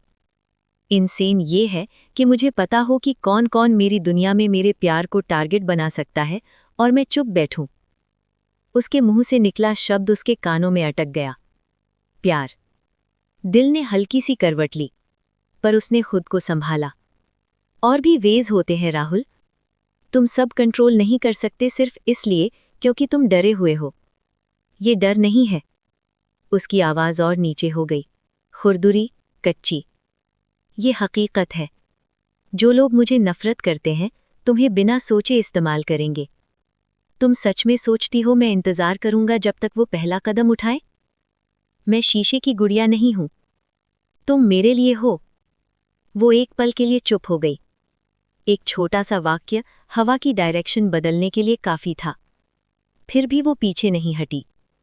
फिर मेरे साथ वैसे पेश आओ जैसे किसी पर भरोसा करते हैं, उसने धीमी मगर कड़ी आवाज में कहा। जैसे एक इंसान जिसे तुम लॉक नहीं करना चाहते, बल्कि साथ चलने देना चाहते हो। दोनों कुछ सेकंड सिर्फ एक दूसरे को देखते रहे। फिर वो हल्का सा सांस छोड़कर बोला, मैं दुनिया पे भरोसा नहीं करता इनाया, तुम पे हरता हूं। इसलिए तुम बंद कमरे में नहीं हो। इसलिए तुम रोज कॉलेज जाती हो, हंसती हो, पढ़ती हो, अपनी जिंदगी जीती हो। समझ रही हो ये मेरे लिए कितना मुश्किल है? कुछ पहले का गुस्सा अब भी था, पर उसकी नीचे नीचे उसे उसकी बात समझ भी आ रही थी, और यही बात और खींच पैदा कर रही थी। मैं तुम्हारे प्यार में दम नहीं घुटने देना चाहती, उसने धीरे से कहा, पर मैं तुम्हें इतना खुला आसमान भी नहीं दे सकता कि तुम पे कोई वार करे और मैं देखता रहूं। कमरे की हवा और पैनी हो गई, उसकी हथेलियां मुट्ठी में जकड़ गईं। ये रिश्ता। चैप्टर 51 अ डॉटर्स प्ले। दोपहर की ढलती धूप खिड़की की जाली से छनकर उसके सफ़ेद बेडशीट पर सोने की पतली पतली लकीरें बना रही थी। कमरा गर्म था, पर इनाया को उस रोशनी में कोई सुकून महसूस नहीं हो रहा था। केबल पर रखा उसका फ़ोन हल्का सा वाइब्रेट हुआ। स्क्रीन पर जो नाम चमका, पापा, दिल ने एक छोटे से अजीब पटके के साथ रफ्तार बदल दी। उसने बिना देर किए कॉल उठा लिया। हेलो। कुछ सेकंड सिर्फ खामोशी रही, फिर एक लंबी सांस सुनाई दी, और फिर आवाज़ जो आज यूजुअल से ज़्यादा थकी और नर्म थी, जैसे ये कॉल करने से पहले कई बार प्रैक्टिस की गई हो। इनाया, बेटा, मुझे तुम्हारी मदद चाहिए। वो तुरंत सीधी बैठ गई। क्या हुआ? वो बिजनेस का मामला है। एक बड़ा कॉन्ट्रैक्ट जिसे हम पक्का समझ रहे थे, आखिरी वक्त में हाथ से निकल गया। इन्वेस्टर्स पीछे हट रहे हैं, बैंक लोन वापस मांग रहा है। सिर्फ पैसे का मसला नहीं है, नाम का भी है। कभी सोचा नहीं था कि मुझे तुमसे ये कहना पड़ेगा। उसने एक छोटी रुकावट ली, पर मुझे लगता है मुझे राहुल की मदद चाहिए। उसके पेट में कुछ भारी सा डूबा। कुछ सेकंड तक वो कुछ बोल ही नहीं पाई। फ़ोन पर पकड़ अपने आप कड़ी हो गई। पापा, आवाज़ मुश्किल से निकली। आप चाहते हैं मैं उससे कहूँ? वो तुम्हारी इज्जत करता है। आवाज़ अब और भी भारी थी, मुझसे ज़्यादा। मुझे पता है वो तुम्हें मना नहीं करेगा, पर मैं उसके सामने इस हालात में नहीं जा सकता। मैंने खुद उसे इंसल्ट किया है, तुम्हें उससे दूर रखने की कोशिश की, उसके बारे में कितनी बातें बोली, और अब उसके सामने जाकर मदद मांगूं? हाँ, शर्म आ रही है, पर मैं अकेला ये संभाल नहीं पा रहा बेटा, इसलिए सिर्फ तुमसे कह रहा हूँ। आखिरी लाइन में आवाज़ हल्का सा टूट गई। बस वही साउंड उसके अंदर सबसे गहरी जगह पर जाकर लगा। इनाया ने आंखें बंद कर लीं। छाती के बीच एक दबाव सा बढ़ने लगा। उसे पता था राहुल मना नहीं करेगा। अगर वो बस एक शब्द में कह दे, वो चेक पे साइन कर देगा, बैंक से बात करेगा, इन्वेस्टर्स घुमा देगा, पूरे डील्स उलट पलट देगा। वो दुनिया हिला देगा सिर्फ उसकी एक नज़र पर। शायद यही बात इसको और भारी बना रही थी। ये बात अपने लिए नहीं, अपने पिता के लिए कहना। उसे ऐसा लग रहा था जैसे वो किसी के सामने पूरी तरह निर्वस्त्र होकर खड़ी हो, उस आदमी के सामने जिसे वो अब तक समझने की कोशिश ही कर रही है, और उससे दया मांग ले। ये पैसों का सवाल नहीं था, ये उस वेट का सवाल था जो मदद शब्द आज अचानक उठा रहा था। गुजारिश, दुआ, झुकना। वो कभी प्यार के लिए भी भीख नहीं मांगना चाहती थी, और आज उसे उसी आदमी से रहम मांगने जैसा लग रहा था जो उसे कभी छोटी नहीं होने देता। उसने सामने दीवार पर नज़र टिकाई। एक तरफ पिता थे जो परफेक्ट नहीं थे, गलतियां भी की थीं, पर अपने टेढ़े मेढ़े तरीके से कभी उसे प्रोटेक्ट करने की कोशिश भी की थी। अगर आज वो अपनी सारी ईगो निगलकर इतनी सालों की डिस्टेंस के बाद उसे ये कह रहे थे, तो हालात सच में खराब होंगे। आवाज़ इस बार बहुत धीमी निकली। पापा, मैं उससे बात करूंगी। दूसरी तरफ से राहत की एक थकी हुई सांस आई। थैंक यू बेटा, मुझे पता है ये आसान नहीं है। मुझे अफसोस है कि तुमसे कहना पड़ा, पर मुझे भरोसा है तुम हैंडल कर लोगी। कॉल कट गया। फ़ोन उसके हाथ में ही था, उंगलियां हल्का कांप रही थीं, आंख दीवार पर थी, पर दिमाग काफ़ी आगे निकल चुका था, राहुल तक। वो उससे कैसे कहेगी? वो हंसकर उसे सॉफ्ट हार्टेड बोलेगा क्या? उसे खींचकर अपनी गोद में बिठाकर कान में फुसफुसाएगा कि हो गया ऑलरेडी, तुम बोलने आती इससे पहले ही? या वो उसके चुप रहने के पीछे की वजह पढ़कर खुद ही और गहरा उतर जाएगा उस केओस में जिसमें वो बार बार उसे खींच लाती है? वो धीरे धीरे खड़ी हुई। दरवाजे तक का हर कदम किसी शांत सरेंडर जैसा लग रहा था। राहुल के सामने नहीं, अपने उस हिस्से के सामने जो अब सीख रहा था कि कभी-कभी प्यार अहंकार से ज्यादा महंगा पड़ता है। रात की हवा बैल्कनी में ठंडी थी। कमरे की लाइट पीछे से हल्की सी पड़ रही थी, पर चांद की रोशनी ने उसके बाहों पर चांदी की पतली सी परत चढ़ा रखी थी। दुपट्टा कहीं पीछे फर्श पर गिरा रह गया था। इनाया रेलिंग पकड़कर खड़ी थी, उंगलियां इतनी कसकर लिपटी हुई कि नकल सफ़ेद पड़ गए थे।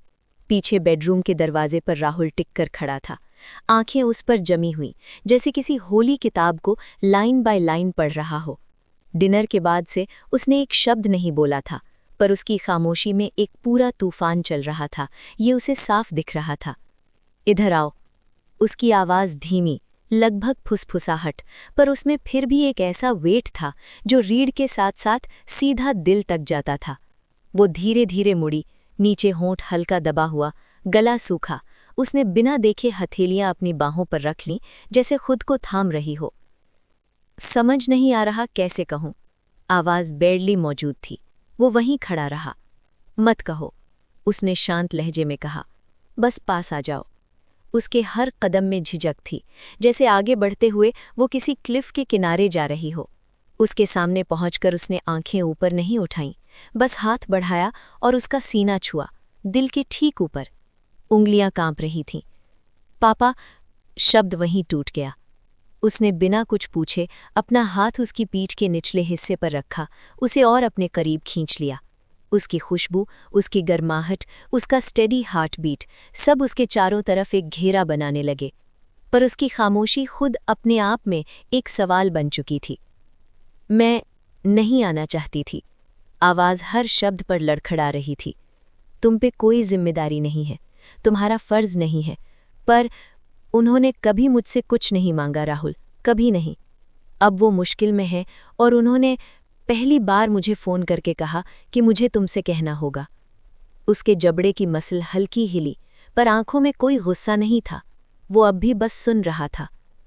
मुझे तुम्हारे पास आते हुए इतना बुरा फील हुआ, जैसे मैं तुम दोनों के बीच जो कुछ है उसे धोखा दे रही हूँ, जैसे मैं तुम्हें यूज़ कर रही हूँ, जैसे मैं। उसके होठों पर उंगलियां रख दी उसने। बस। वो चुप हो गई, आंखें ऊपर उठीं, लैशेस पर आंसू अटके हुए थे। तुम्हें सच में लगता है कि मैं तुम्हें इस बात पे छोटा महसूस होने दूंगा?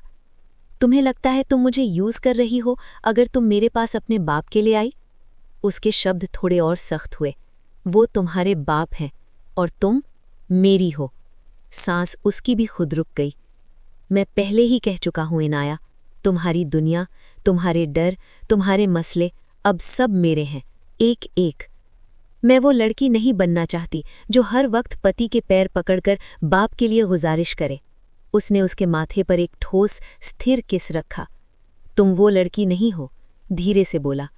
तुम वो हो जो मुझ पे इतना भरोसा करती हो कि सबसे मुश्किल बात लेकर मेरे पास आई। इसके बाद बिना वार्निंग के उसने एक हाथ उसके घुटनों के पीछे ले जाकर उसे एकदम से उठा लिया। उसके मुंह से हल्की सी सांस निकली, पर उसने प्रोटेस्ट नहीं किया। वो उसे लेकर सोफा तक आया और बैठते ही उसे इस तरह अपनी गोद में बिठाया जैसे उसकी जगह हमेशा से वहीं हो। जैसे ही उसने आर्म रेस्ट का सहारा लिया, वो अपने आप उसके और करीब सिमट गई। उसका चेहरा उसकी गर्दन में छुप गया, उंगलियां उसकी शर्ट को पकड़कर और कस गईं। उसका चेहरा उसके सांस लेने के साथ हल्का हिल रहा था और उसी रिदम पर उसकी खुद की नींद भरी थकान ढीली पड़ने लगी। आंसू फिर से आए, इस बार ज्यादा शोर के साथ नहीं, बस धीमे धीमे, जैसे कोई पुराना रिसाव आज पहली बार जगह पाकर बह निकला हो। नाटक नहीं था, बस एग्जॉशन थी। इतने सारे चॉइसेस, इतना प्राइड, और अब ये सच कि एक आदमी वाकई उसका एकमात्र सहारा बनता जा रहा था। राहुल की बाहें उसके चारों तरफ कस गईं। एक हाथ उसके सिर के पीछे, उंगलियां बालों में, दूसरा उसकी कमर पर। जकड़ नहीं, बस वजन वाला होल्ड। सब ठीक हो जाएगा, उसने उसके कान के पास। इनसाइड वाले लोग हटा दूंगा, उसने आखिरकार कहा। वो पलकें झपकाईं। क्या? क्लासरूम्स के पास कोई आदमी नहीं होगा, बिल्डिंग के अंदर कोई कॉन्फिडेंशियल नज़र नहीं, सिर्फ कैमराज रहेंगे। गेट के बाहर 2 आदमी, सीधे दिखाई देने वाले, न छिपकर न चुपके से। दूर रहेंगे, बस इतना पास की जरूरत पड़ी तो दौड़ सकें। उसके होंठ हल्के खुले रह गए। ये बेहतर है। काफी नहीं, उसने उसके गाल पर अंगूठा फेरते हुए कहा, पर बेटर। Thank you. ये शब्द अपने आप निकल गए। वो और झुका, उसका चेहरा बहुत पास था। आवाज़ उसके होठों को छूती हुई निकली। थैंक्स मत बोलो, बस एक वादा करो, अगर कभी भी एक पल के लिए भी तुम्हें खतरा महसूस हो तो सबसे पहले मुझे कॉल करोगी। उसने धीरे से कहा, प्रॉमिस। और इसी छोटे वो उसकी गोद में जमी बैठी थी। हथेली का किनारा उसके सीने पर टिका था, इतना हल्का दबाव कि खुद को भी समझ नहीं आ रहा था कि धक्का देना है या पकड़े रहना है। पैर दोनों तरफ मोड़े हुए, चूड़ीदार का कपड़ा घुटनों पर तन गया था। दिल की धड़कन सीने से टकराकर ऊपर गले तक सुनाई दे रही थी, जैसे सीने के अंदर कोई चिड़िया बंद हो और दीवारें ठोक रही हो। राहुल काफी देर से कुछ नहीं बोला था। उसने बस उसे वहीं रहने दिया। उसका एक हाथ उसकी कमर पर टिका था, न दावा न जोर, बस इतना सच्चा और स्थिर कि उस तूफान में, जिसे वो नाम भी नहीं देना चाहती थी, वो हाथ एकमात्र जमीन जैसा लग रहा था। वो उसकी आंखों में देख ही नहीं पा रही थी। उसके चेहरे तक नजर उठाने का मतलब था उन गहरी, पढ़ना मुश्किल आंखों में जाना, जहां वो हर बार खुद को खोती जा रही थी। शरीर का हर इंच उसके स्पर्श से जल रहा था, पर रूह को सबसे ज्यादा उस गिल्ट का वजन खा रहा था जो छाती के बीच में जमा था। मुझे ये नहीं मांगना चाहिए था। आवाज मुश्किल से फुसफुसाहट से ऊपर उठी, उसके सीने से लगी उसके होठों की हल्की कंपन में घुलती हुई। ऐसे नहीं। उसके हाथ की पकड़ कमर पर हल्की सी कस गई। तुम मेरे पास आई क्योंकि तुम्हारे पास और कोई नहीं था, उसने काम लेकिन गहरे लहजे में कहा। ये गिल्ट नहीं है नाया, ये जिंदा रहने की कोशिश है। उसने सिर हिलाया। नहीं, मैंने तुम्हें यूज किया। आई क्योंकि जानती थी तुम मना नहीं करोगी। उसके दूसरे हाथ की उंगलियां आर्मरेस्ट पर रखी थी, जो अब धीरे धीरे मुट्ठी में बदलने लगी। जबड़े की मसल हल्की सी फड़की। मैं तुम्हें कभी मना नहीं करूंगा, उसने बहुत शांत, बहुत धीमी आवाज में कहा। इसलिए नहीं कि तुम मुझे यूज कर रही हो, इसलिए कि वो एक पल रुका। कि तुम मेरी हो। उसकी सांस बीच में अटक गई। वो शब्द फिर से, वही शब्द जो रात को नींद से पहले उसके दिमाग के कोनों में चिपक जाता था। मेरी। खतरा। अंतिम। जैसे किसी ने धूप पर मुहर लगा दी हो। उसने हल्का धक्का दिया, सीने पर दबाव बढ़ा। वो उठना चाहती थी, भागना चाहती थी उस एहसास से जो उसे पूरी तरह निगल रहा था। राहुल ने उसे जोर से नहीं रोका, पर उसकी पकड़ इतनी मजबूत थी कि उठने की कोशिश बस उसके अपने शरीर को थका गई। उसके पास पहुंचने की दूरी वैसी की वैसी रही। भागना बंद करो, उसने अब उसकी तरफ सीधे देखते हुए कहा। तुम हमेशा भागती हो हर उस चीज से जो तुम्हें सच में महसूस कराती है। उसने होठ काट लिए। क्योंकि डर लगता है। उसकी आवाज फटी हुई थी। तुमसे भी, तुम्हारे जो कुछ भी है उससे भी। राहुल के होठ हल्का सा कर्व हुए, लेकिन ये मुस्कान नहीं थी, इसमें थकान थी, दर्द था, एक अजीब सा सुकून भी। अच्छा है, उसने धीमे से कहा। शायद इसका मतलब है कि मैं तुम्हारे लिए अब सच बन चुका हूं। आंखों में पानी भरने लगा। वो नजर फेर गई, शर्म से, दर्द से।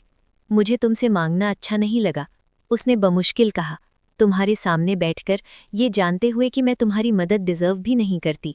राहुल झुका। उसकी सांस अब उसके गाल को छू रही थी। तुम्हें पता है मुझे क्या चीज सबसे ज्यादा नफरत लगी? उसने जवाब नहीं दिया। तुम्हारा ये सोचना कि तुम मेरे सामने झुककर कुछ मांग रही थी, जब तुम्हें बस मेरा नाम लेना था। उसकी नज़र झटके से ऊपर उठी। वो ब्लिंक भी नहीं कर रहा था। तुम मेरी पत्नी हो इनाया, कागज पर भी, और उस सीमा से भी ज्यादा जिसका हिसाब लोग रखते हैं। इस पूरी दुनिया में एक तुम हो जो मुझे हाँ कहने पर मजबूर कर सकती हो, बिना सोचे। उसका दिल एक पल के लिए बहुत तेज धड़का, फिर अचानक भारी हो गया। वो उस पर चिल्लाना चाहती थी, रोना चाहती थी, उसकी बाहों में घुल जाने का मन था, पर वो खुद को अब भी उस खाई के किनारे पकड़कर खड़ी कर रही थी। तुम्हें उन लोगों की मदद नहीं करनी चाहिए जो तुमसे प्यार भी नहीं करते, उसने बहुत धीरे पर साफ आवाज में कहा। राहुल कुछ सेकंड पूरी तरह शांत हो गया।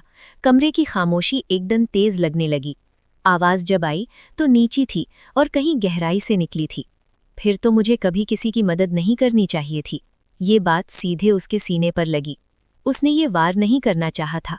शायद वो सच था, शायद जरूरी था, पर यह महसूस करना कि उसके शब्द उसे चोट पहुंचा रहे हैं, उसे खुद पर भर आई नफरत दे गया। वो आंखें बंद कर गई। एक सेकंड बाद उसने उसकी उंगलियां अपने बालों में महसूस की, नर्म, ध्यान से, जैसे कोई टूटी चीज पकड़ रहा हो। उसने उसका माथा अपने माथे से सटा दिया। अब उसकी सांस सीधे उसकी सांस से टकरा रही थी। तुम्हें गिल्टी इस बात के लिए फील नहीं करना चाहिए कि तुम्हें मेरी जरूरत पड़ी, उसने बहुत धीरे कहा। अगर किसी चीज पे गिल्ट होना है तो उस झूठ पे हो जो तुम खुद से बोलती हो जब भी तुम दोबारा मेरे पास वापस आती हो। उसके अंदर फिर हल्का कंप आया। मैं वापस आई हूं अपने बाप के लिए, उसने कमजोर स्वर में कहा। उसके होठ उसके होठों के इतने पास थे कि हर शब्द के साथ उसकी गर्म सांस सीधे उन पर लग रही थी। फिर अब भी मेरी गोद में क्यों बैठी हो? दिल एक पल के लिए रुक गया। होठ खुले पर आवाज बाहर नहीं निकली, क्योंकि सच बहुत भारी था, क्योंकि चुप्पी किसी भी एक्सप्लेनेशन से ज्यादा सच्ची थी। उसे शब्दों की जरूरत नहीं थी, उसने बस उसे थोड़ा और कसकर पकड़ लिया, और पहली बार उसने विरोध नहीं किया। मल्होत्रा मैंशन वही था, दीवारें वही, झूमे वही, फोटो फ्रेम वही, बाहरी दुनिया के लिए एकदम परफेक्ट घर। पर इनाया बदल चुकी थी। उसने राहुल का हाथ पकड़ा हुआ था जब वो मेन डोर के अंदर आई। ज्यादा कसकर नहीं, वैसे नहीं जैसे कोई पत्नी डरकर पति से चिपकती है, बल्कि ऐसे जैसे उसे पता हो कि इस पूरे तूफान में उसका एकमात्र एंकर यही आदमी है। राहुल ने उसकी उंगलियों को नहीं छोड़ा, न एक बार, न गेट पर, न हॉलवे में, न घर के नाम का वेट, न पुराने ताने, न ससुर का ईगो, कुछ भी नहीं। उसकी माँ हॉल में ही इंतजार कर रही थी, साड़ी परफेक्टली सेट, चेहरे पर चिंता की सलवटें। तुम आ गई, उन्होंने धीमे से कहा। नजर राहुल पर गई, जल्दी से केसर की तरह वापस नीचे। राहुल ने हल्का सा सिर झुकाकर सम्मान से नजर झुकाई, पर आंखें सीधे पीछे खड़े रणविजय पर चली गई, जो हॉलवे के दूसरे सिरे पर इस तरह खड़े थे जैसे वो भी किसी युद्ध का इंतजार कर रहे हों। प्राइवेट बात करनी है, उन्होंने सीधा कहा। इनाया की उंगलियां राहुल के हाथ पर और कस गईं। वो एक पल के लिए रुकी रहीं। राहुल झुका, इतना कि उसकी आवाज सिर्फ उसी तक रही। ठीक है। आवाज गहरी मगर अजीब तरह से मुलायम थी। मैं संभाल लूंगा, तुम बस यहीं रहना, मेरा वेट करना। ये कमांड नहीं था, ये डिस्टेंस नहीं था, ये वादा था। उसने हल्का सा सिर हिलाया, धीरे से उसका हाथ छोड़ा और पीछे हट गई जब राहुल उसके पिता के साथ स्टडी में चला गया। स्टडी के अंदर दरवाजा बंद हुआ पर टेंशन नहीं। रणविजय ने खुद को ड्रिंक डाला और ग्लास पकड़ने वाले हाथ में हल्का सा कंपन था। तुम्हें पता है मैं क्या मांगने वाला हूँ, राहुल, और मुझे इस बात से नफरत है, उन्होंने सीधा कहा। राहुल ने बैठने की जहमत भी नहीं उठाई। वो सामने खड़े रहे, सीधे, संयत और खतरनाक। लेकिन फिर भी आपने मांग लिया। आवाज स्टडी थी। रणविजय ने ऊपर देखा, जबड़ा कसा हुआ। सिर्फ बिजनेस नहीं है, नाम दांव पर लगा है। ये डील गिरी तो हमारा नाम भी गिर जाएगा। राहुल की आंखें एक पलक तक नहीं झपकी। आप बहुत तेज, बहुत दूर तक भागने की कोशिश कर रहे थे, बिना देखे कि रास्ते में कितने सांप रेंग रहे हैं। तुम्हें लगता है अब मुझे समझ नहीं आया? मैं ये मानता हूँ कि आपको तब समझ आया जब उन्हीं सांपों ने आपकी गर्दन पे दांत गड़ा दिए। कुछ सेकंड की कड़वी खामोशी रही, फिर राहुल ने और नीची गिरी आवाज में कहा, आप चाहते हैं मैं आपका खून साफ करूं रणविजय जी? ठीक है, करूंगा, उसके लिए जिसके लिए आपने कॉल किया। रणविजय ने हल्का सा चेहरा उसकी तरफ मोड़ा। पर ये मत कहिएगा कि आप मुझे कुछ दे नहीं रहे, राहुल ने ठंडे काम से जोड़ा। क्या?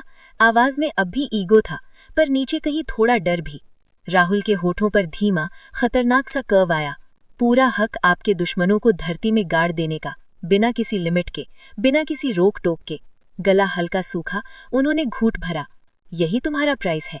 राहुल की आवाज और ठंडी हो गई। मेरा प्राइस उसी दिन चुकाया जा चुका था जिस दिन आपने अपनी बेटी को मेरे नाम लिख दिया। ये बात सीधे लगी, लेकिन लड़ने की बजाय रणविजय ने नजर अपनी ग्लास में गिरा दी। तुम उसे सुरक्षित रखोगे? इस बार पहली बार उनके लहजे में सिर्फ पिता था, कोई बिजनेसमैन नहीं। वो इस दुनिया की एकमात्र चीज है जिसके लिए मैं बिना सोचे युद्ध में कूद जाऊंगा, राहुल ने बिना रुके कहा। कुछ सेकंड का अंतराल रहा, फिर बहुत धीरे से रणविजय बोले, मैं तुम्हारे बारे में गलत था। राहुल का जबड़ा फिर हल्का सा हिला।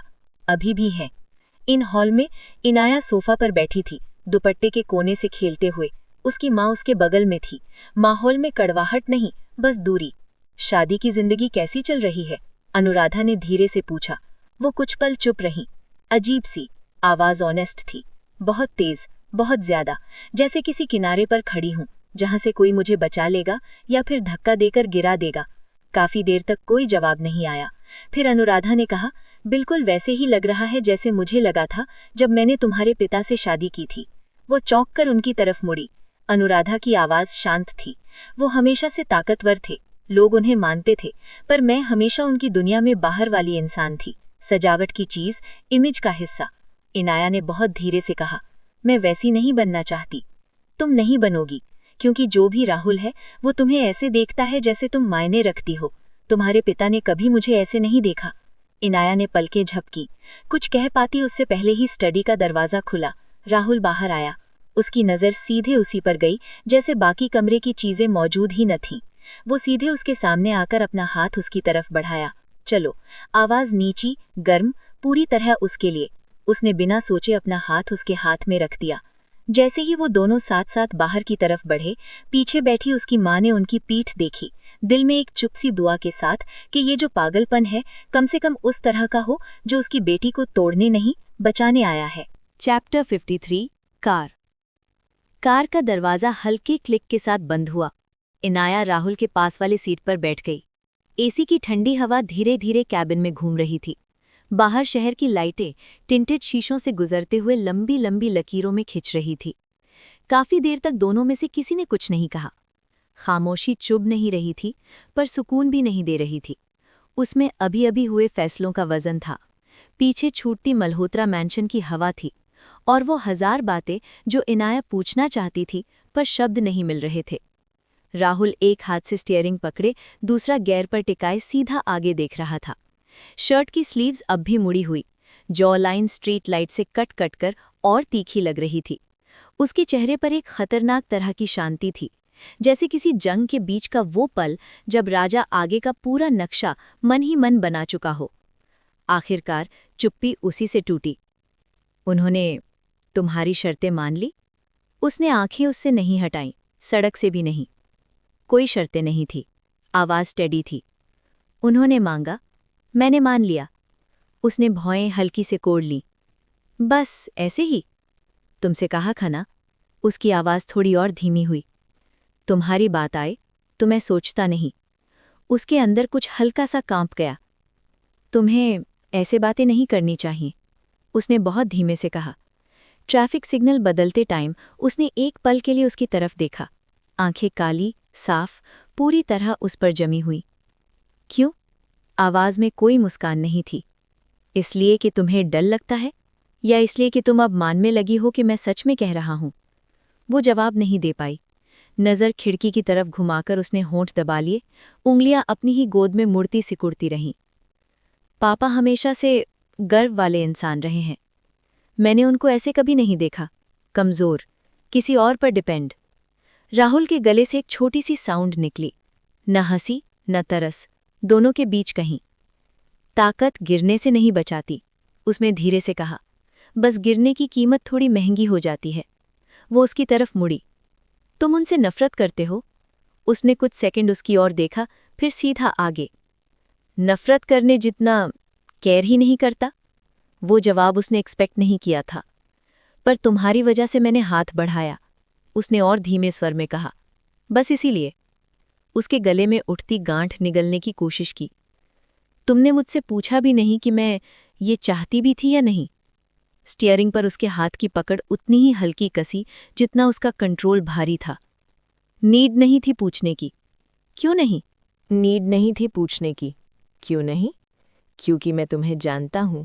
अब उसकी आवाज़ में हल्की सी रात उतर आई थी।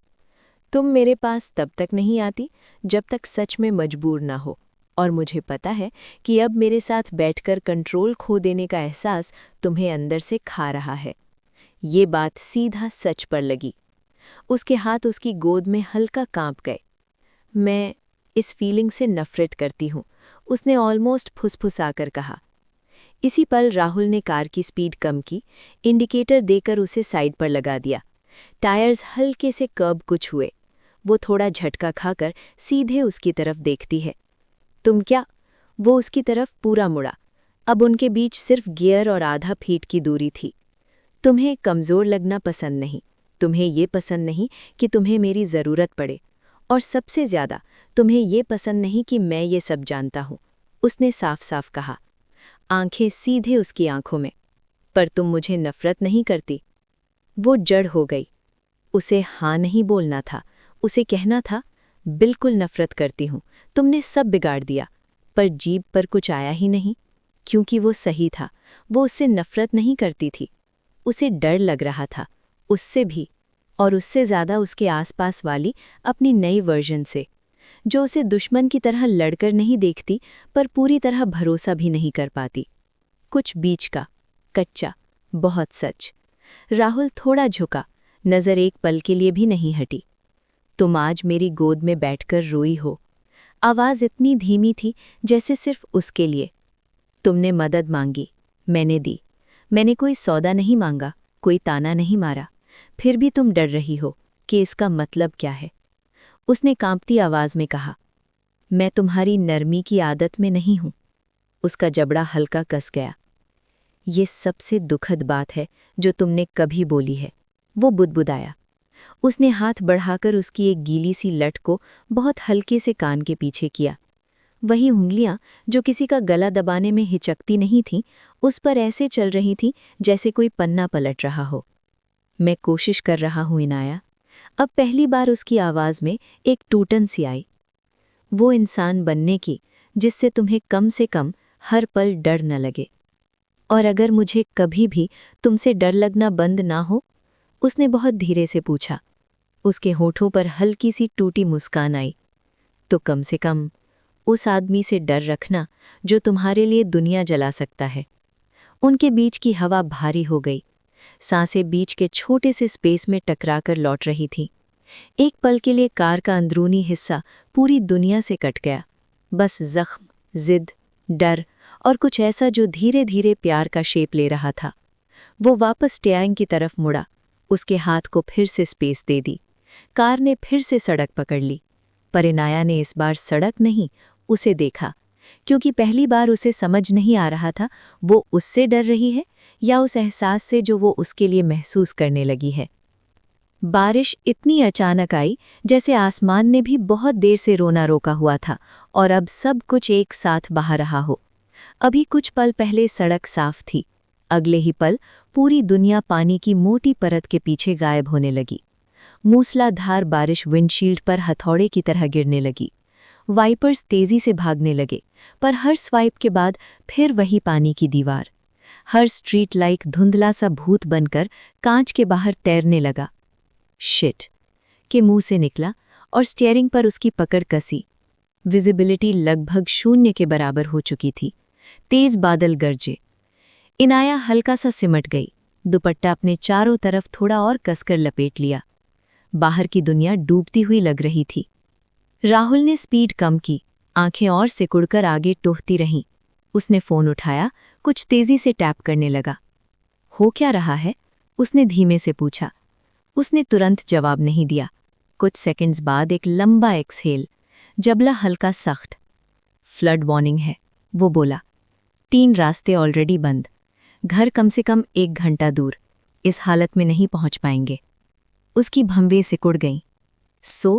वो उसकी तरफ मुड़ा, चेहरा काम, आंखें स्टेडी, लहजा पूरा कमांड वाला। होटल बुक कर दिया है, यहीं से 10 मिनट। होटल? उसने पलकें झपकाईं।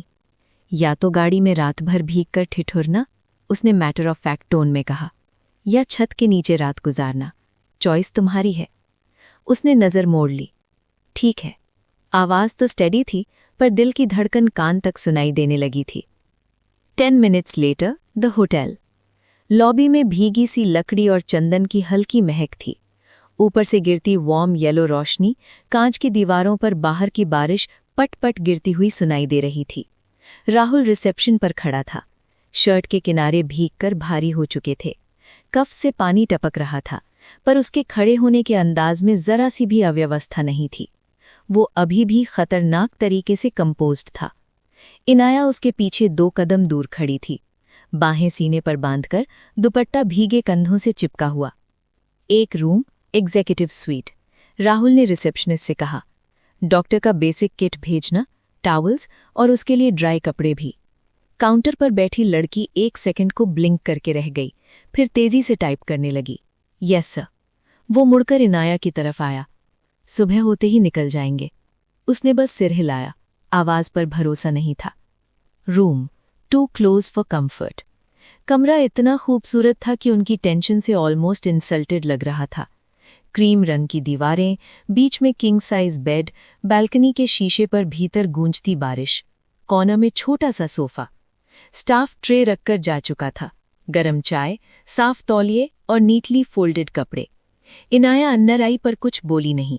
वो सीधे बैल्कनी के पास गई। कांच के उस पार काले आसमान से गिरती सफेद बारिश को देखते हुए खड़ी रह गई। बाल पीठ से चिपके हुए, कपड़ों की भीगी ठंड त्वचा तक उतर रही थी। राहुल ने कोट उतारकर साइड में फेंक दिया। भीगी घड़ी कलाई से निकाली, टेबल पर रख दी। उसकी हर हरकत धीमी, कंट्रोल्ड, जरा भी घबराहट नहीं। फिर भी कमरे का हर कोना एक अदृश्य तनाव से भरा हुआ था। कुछ पल बाद वो उसकी तरफ देखता है। तुम कांप रही हो। मैं ठीक हूं, उसने धीरे से कहा। तुम नहीं हो। वो उसकी ओर बढ़ा, बिस्तर से तौलिया उठाया और उसके सामने आकर रोक दिया। तौलिया लो, कपड़े सुखाओ, बीमार पड़ोगी। वो थोड़ी रुककर तौलिए की ओर हाथ बढ़ाती है। उनकी उंगलियां 1 सेकंड को छुईं। इसे कुछ नहीं लगना चाहिए था, फिर भी लगा। वो मुड़कर बाल और बाहें हल्के हल्के सुखाने लगी, पर उसकी पीठ अब भी सीधी, खिंची हुई। मैंने सोचा नहीं था कि हम ऐसे फंस जाएंगे, उसने कांच के बाहर देखते हुए कहा। वो अपनी शर्ट के बटन आधे तक खोल चुका था। भीगे कपड़े उसके ब्रॉड सीने से अलग हो रहे थे। मैंने भी नहीं, उसने शांत स्वर में कहा। तुम्हारे साथ हर भीड़, हर सड़क, हर रात किसी न किसी तूफान में ही खत्म होती है, उसने आधी हंसी आधा गुस्सा मिलाकर कहा। होटल, बारिश और 1000 बातें जो बोलनी है और बोल नहीं पा रही। उसकी आवाज नीची रही। तुम्हें लगता है ये क्राइसिस है? वो पलटी, आंखों में बिजली। तुम्हारे साथ तो हर चीज क्राइसिस लगती है राहुल, खामोशी भी। दोनों कुछ सेकंड बस एक दूसरे को देखते रहे, फिर वो थोड़ा उसके और पास आया। फिर भी आवाज अब भी बेहद काम थी। तुम हर बार इसी क्राइसिस के बीच मेरे साथ खड़ी हो।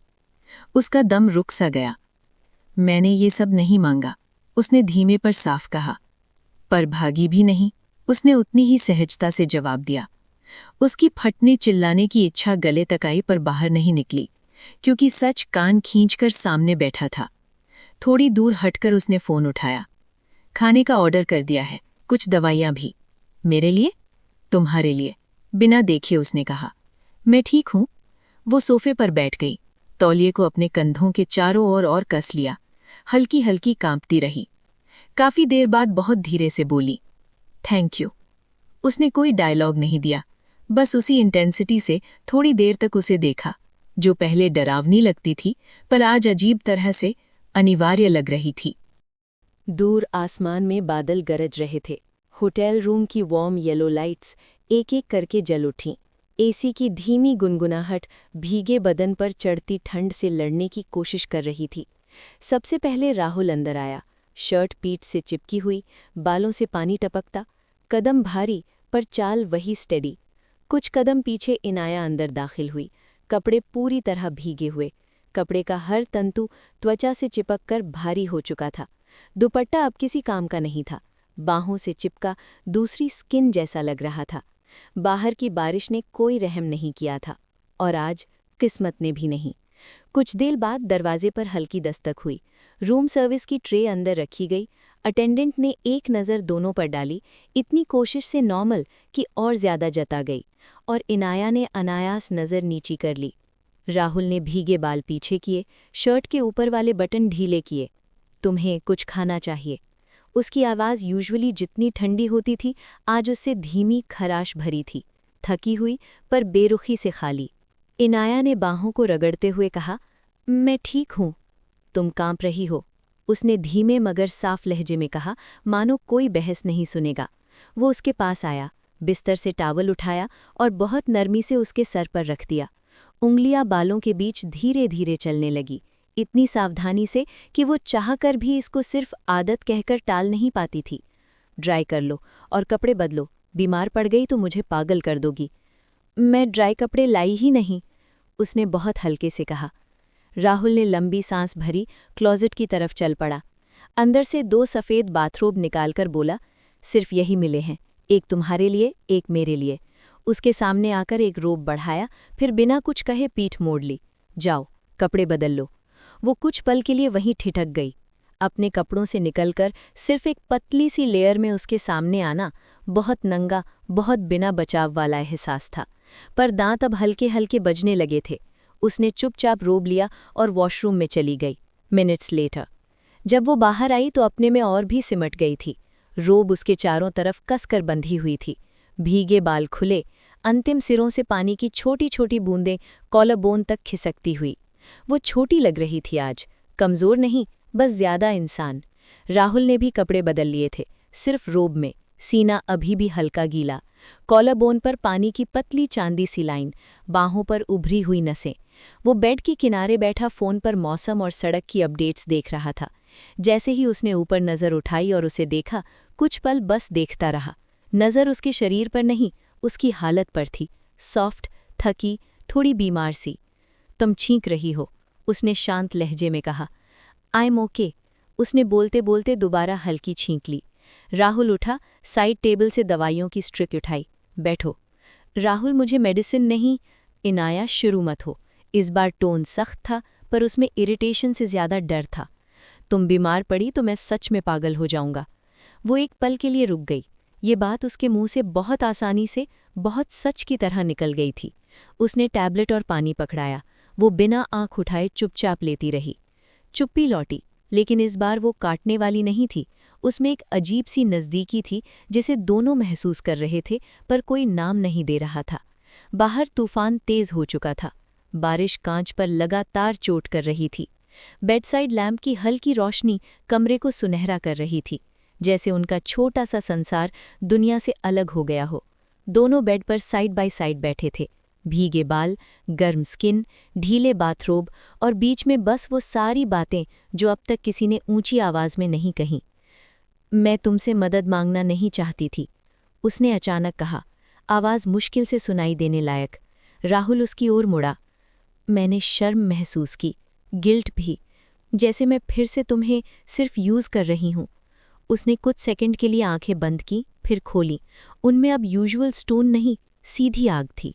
इनाया, आवाज़ बमुश्किल निकली, इस दुनिया में अगर कोई एक इंसान है जो मुझसे कुछ भी मांग सकता है बिना गिल्ट के, तो वो तुम हो। उसने धीरे से उसका हाथ अपने हाथ पर रख दिया। मैं दुनिया लुटा सकता हूँ अगर तुम्हारा नाम बीच में आए। उसकी सांस अटक गई। तुम्हें लगता है मैं उसके लिए कर रहा हूँ क्योंकि वो तुम्हारे पिता हैं? आवाज़ में अब थोड़ा रफनेस लौट आया था। गलत, मैं इसलिए कर रहा हूँ क्योंकि तुम मेरे पास आई हो, बस इतना काफ़ी है।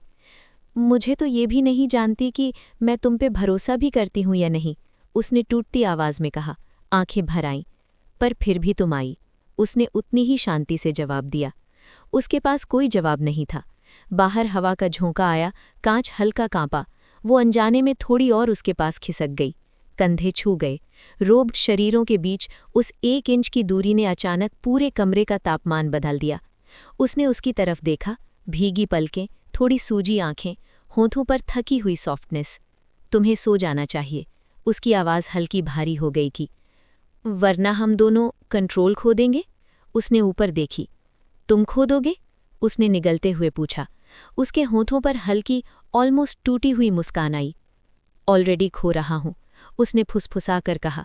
हर सेकंड जो तुम्हारे साथ ऐसे बैठे गुजरता है, मैं वो मॉन्स्टर थोड़ा और खो देता हूँ जो मैंने खुद को बनाया था। उसकी उंगलियां बेडशीट को कसकर पकड़ गईं। उनके बीच अब जो खामोशी थी, वो खाली नहीं थी, वो सवारों से भरी हुई थी। हम हैं क्या?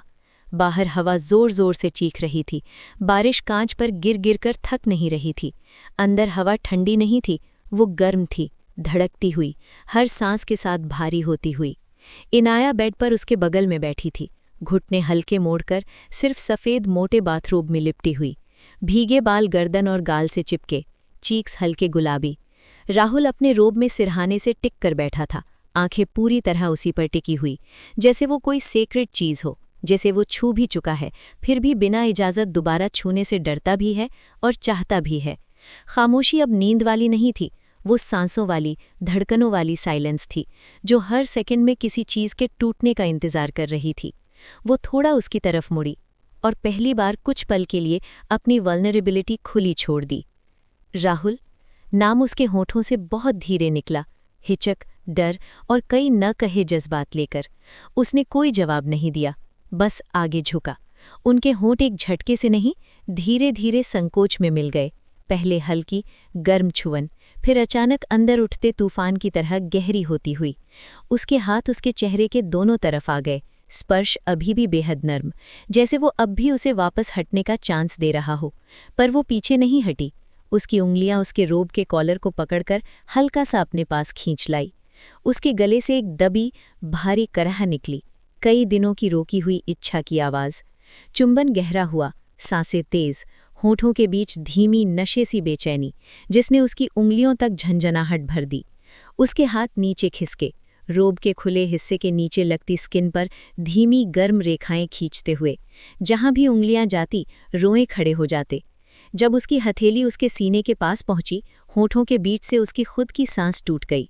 राहुल हल्का सा अलग हुआ, सांसें उसकी ही तरह अनियंत्रित। उसने उसकी आंखों में देखते हुए बहुत धीमी आवाज में कहा, बस एक शब्द कह दो, रुकने को बोलोगी तो रुक जाऊंगा। उसने निगलते हुए उसके होठों पर नजर डाली, फिर आंखों में। दिल बहुत तेज था, पर शब्द साफ निकला, मत रुको। उसके अंदर कुछ गहरा टूटकर बाहर आ गया।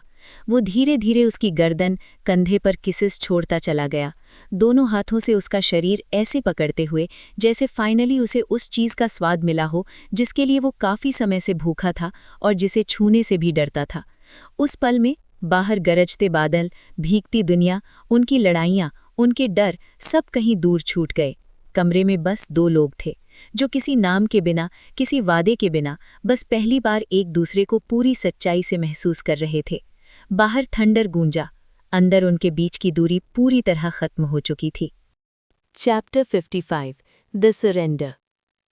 उसकी सांस अब भी पूरी तरह संभली नहीं थी, बीच में अटकी हुई, आधी पिछले चुंबन की गूंज में, आधी उस इंतजार में जो बदन को सिर से पांव तक गर्म कर रहा था।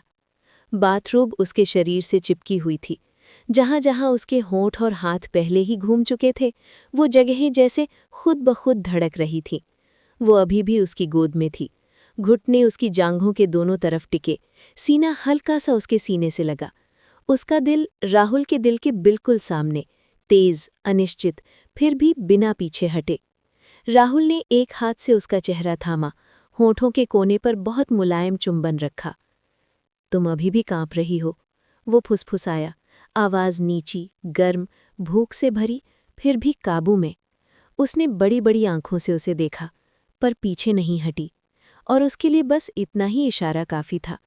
उसका दूसरा हाथ धीरे धीरे नीचे खिसका, जानबूझकर धीमा, जैसे हर इंच पर उससे एक छोटी सी इजाजत ले रहा हो। कमर से रोब की गांठ तक, फिर कपड़े की परत के अंदर उसकी जांघ तक। उसकी त्वचा की गर्मी उसकी हथेली में समा गई, उसकी सांस थम सी गई। तुम कितनी नर्म हो, उसने उसके कान के पास कहा, इतनी गर्म, और पूरी की पूरी मेरी। उसके शब्दों पर उसके बदन में हल्की सी कंपकपी दौड़ गई। वो अपना चेहरा उसकी गर्दन के मोड़ में छुपाने लगी, शर्म से भी, अपनी रिएक्शन से भी। पर उसका शरीर उसके स्पर्श की तरफ और झुक गया। राहुल ने उसे ऐसे पकड़ा जैसे हर हिस्से को याद कर रहा हो, हर छोटी सांस, हर हल्की सिसकी, हर उस जगह की भाषा जहां उसकी त्वचा उसके हाथ से मिलती थी। जब उसका स्पर्श उसके बीच के सबसे नर्म हिस्से तक पहुंचा, वो खुद से चौंक गई, अपने ही बदन की बेचैनी से। उसके कंधे उसके हाथों में और कस गए, उंगलियां उसकी शर्ट में धस गई। श्श, उसने उसकी पीठ सहलाते हुए कहा, बस महसूस करो, मैं हूं ना। कमरे में अब सिर्फ दो चीज़ों की आवाज़ थी, बाहर बारिश और उसके टूटते बनते सांसों की। उसके चुंबन उसकी गर्दन से होते हुए कॉलरबोन तक उतर आए, हर जगह छोटे धीमे निशान छोड़ते हुए, जो उतने ही ज्यादा उसके अंदर महसूस हो रहे थे जितने बाहर दिखाई दे रहे थे। उसका शरीर उसके रिदम के साथ धीरे धीरे ढीला पड़ता गया, कहीं झिझक में तना, कहीं चाहत में पिघला, पर पूरी तरह उसकी बाहों के अंदर। जब उसने उसके कान के पास झुककर बहुत धीरे, ऑलमोस्ट गरजते हुए कहा, छोड़ दो खुद को इनाया, मैं पकड़े हुए हूं, तो उसके भीतर कुछ उसके शब्दों पर सीधे टूट गया। उसके लिए ये सिर्फ बदन की बात नहीं थी, वो उसके सामने पूरी तरह खुल जाने का क्षण था, जहां वो उसे सिर्फ अपने स्पर्श से नहीं, उसकी धड़कन से भी थामे हुए था। उसकी सांसें तेज, छाती ऊपर नीचे, उंगलियों की पकड़ उसके कंधों पर कसती ढीली होती रही, और फिर वो उसके सीने पर गिर पड़ी, चेहरा उसकी गर्दन में छुपा, आवाज में दबे दबे सिसकते से नाम, और उसके हाथों में पूरी तरह ढहती हुई। वो वहीं रहा, उसने उसे कहीं और जाने नहीं दिया। एक हाथ अब भी उसके चारों तरफ कस कर लिपटा, दूसरा उसके बालों में, सांस उसके मंदिर पर। उसने अपनी पूरी ताकत सिर्फ एक काम में लगा रखी थी, उसे संभालने में। कुछ देर बाद उसके बदन की कंपकपी धीरे धीरे कम हुई, सांसें लंबी और गहरी होने लगी। राहुल ने उसके कनपटी पर किस रखा, फिर माथे पर। तुम बिल्कुल परफेक्ट हो, उसने फुसफुसा कर कहा, आवाज में वही कच्चापन जो वो कभी किसी के लिए नहीं दिखाता था। वो जवाब नहीं दे पाई, सिर्फ उसकी गर्दन में थोड़ा और छुप गई। बाहें उसके गले के चारों ओर और कस गईं, इच्छा से नहीं, सहारे से, भरोसे से। बाहर की दुनिया अब सिर्फ हल्की सी गूंज जैसी थी। राहुल ने उसे बहुत सहजता से उठाया, जैसे उसका वजन उसके लिए कुछ नहीं हो, पर उसके लिए सब कुछ हो। इनाया की पलकें भारी थीं, शर्म, थकान और एक अजीब सी शांति से। गाल अभी भी गर्म, सांसें अनियमित, पर शरीर पूरी तरह ढीला, जैसे उसने पहली बार सच में किसी और पर खुद को छोड़ दिया हो। वो उसे बाहों में लिए बाथरूम तक ले गया। मार्बल की ठंडी फर्श, हल्की सैंडलवुड की खुशबू, साफ तौलियों की नरम महक। उसने उसे काउंटर के किनारे पर बहुत धीरे से बैठाया। उसके घुटने ऑटोमैटिकली थोड़े सिमट गए, नजरें उसके चेहरे पर टिकी, थोड़ी शर्मिंदा, थोड़ी ढूंढती हुई। राहुल ने कुछ नहीं कहा, बस एक तौलिया उठाया, गर्म पानी में भिगोया, हाथों से पानी निचोड़ा और पूरे वक्त उससे नजर नहीं हटाई। इस बार उसकी आंखों में भूख नहीं, ज्यादा खामोश सी फिक्र थी। वो उसके सामने हल्का सा झुककर बैठ गया, उंगलियों से उसकी जांघों को बहुत ही हल्के संकेत से थोड़ा अलग किया। उसने सांस रोक ली, पर उसकी नज़र बिल्कुल स्टेडी थी। कुछ नहीं कर रहा, वो बेहद धीमे स्वर में बोला, बस अपनी चीज का ख्याल रख रहा हूं। तौलिया गर्म था। उसने पहले उसकी जांघों के किनारों पर बहुत नरमी से दबाकर साफ किया, जैसे हर छुअन से उसके बदन को बता रहा हो कि वो यहाँ उसकी देखभाल करने आया है, दोबारा कुछ लेने नहीं। हर स्पर्श में बोली ना गई रीअश्योरेंस थी, मैं हूं, सब ठीक है। जब उसका हाथ सबसे नाजुक हिस्से तक पहुंचा, उसने हल्का ठहराव लिया, ना अनिश्चितता से, बल्कि इस अवेयरनेस से कि वो अब भी पूरी तरह संवेदनशील है। तौलिया जिस नरमी से उसकी स्किन को छू रहा था, वो उसे एक साथ झेंप और कुछ अनकही राहत दे रहा था। उसने हल्का, ऑलमोस्ट खेल-खेल में पूछा, अभी भी ज्यादा सेंसिटिव हो? वो बैरली सिर हिला पाई, आंखें खुद ब खुद बंद हो गईं। उसके होठों पर हल्की सी मुस्कान आई। अच्छा है, मतलब मैंने कुछ गलत नहीं किया, उसने आधी मजाक आधी सच्चाई के साथ कहा और उसके घुटने के अंदरूनी हिस्से पर बहुत हल्का सम्मान सा चुंबन रख दिया। वो तुरंत लाल पड़ गई। वो खड़ा हुआ, फिर पीछे से उसके बालों में हाथ फेरते हुए उन्हें थोड़ा सुलझाने लगा, कर्ल्स को सीधा करते हुए, कुछ लटों को कान के पीछे टिकाते हुए, उंगलियों के पोर उसके गर्दन पर से गुजरते हुए। वो अनायास उसके हाथ की तरफ झुक गई। उसने रोब उठाकर उसके कंधों पर डाला, सामने से टाई बांधते हुए, किसी कपड़े की तरह नहीं, किसी अमानत की तरह संभाला। पूरे समय उसने एक बार भी उसे रोकने की कोशिश नहीं की, क्योंकि इस वक्त ये सब किसी हक के ज्यादा किसी कैर जैसा लग रहा था, जिसे उसने पहली बार बिना लड़ाई के कबूल किया था। फिर उसने उसे फिर से बाहों में उठाया, बेड तक लाया और बहुत धीरे उसके नीचे तकिया सेट करके उसे लिटा दिया। चादर उसके ऊपर खींचकर उसने पूछा, कंफर्टेबल? उसका हाथ अब भी उसके रोब के ऊपर उसकी कमर तक आया हुआ था। वो सांस के साथ सिर हिलाई, कुछ कहने को होंठ खुले, पर उससे पहले ही उसने उसके मंदिर पर एक हल्का किस रखा, फिर जॉ लाइन पर, फिर मजाक मजाक में नाक के टिप पर। जानती हो, आज तुमने मुझे अपना ख्याल रखने दिया। वो थकी हुई हंसी के साथ बोली, सो? उसके होठों पर हल्का सा शरारती स्मर्क आया। मतलब, तुम गिर रही हो। उसने आंखें सिकोड़कर कहा, तुम्हें बहुत उम्मीद है। वो थोड़ा और झुका, आवाज वेलवेट की तरह नरम। उम्मीद नहीं जान, यकीन है। उसके सीने से जो हल्की स्टंड सी हंसी निकली, थकी, गर्म, पूरी तरह सच्ची, वो आवाज ऐसी थी जिसके लिए वो जिंदगी भर इंतजार कर सकता था। अगर कहानी ने दिल को हल्का सा भी छुआ हो तो चैनल को सब्सक्राइब जरूर करना। तुम्हारा एक छोटा सा क्लिक मुझे अगली कहानी लिखने की हिम्मत देता है।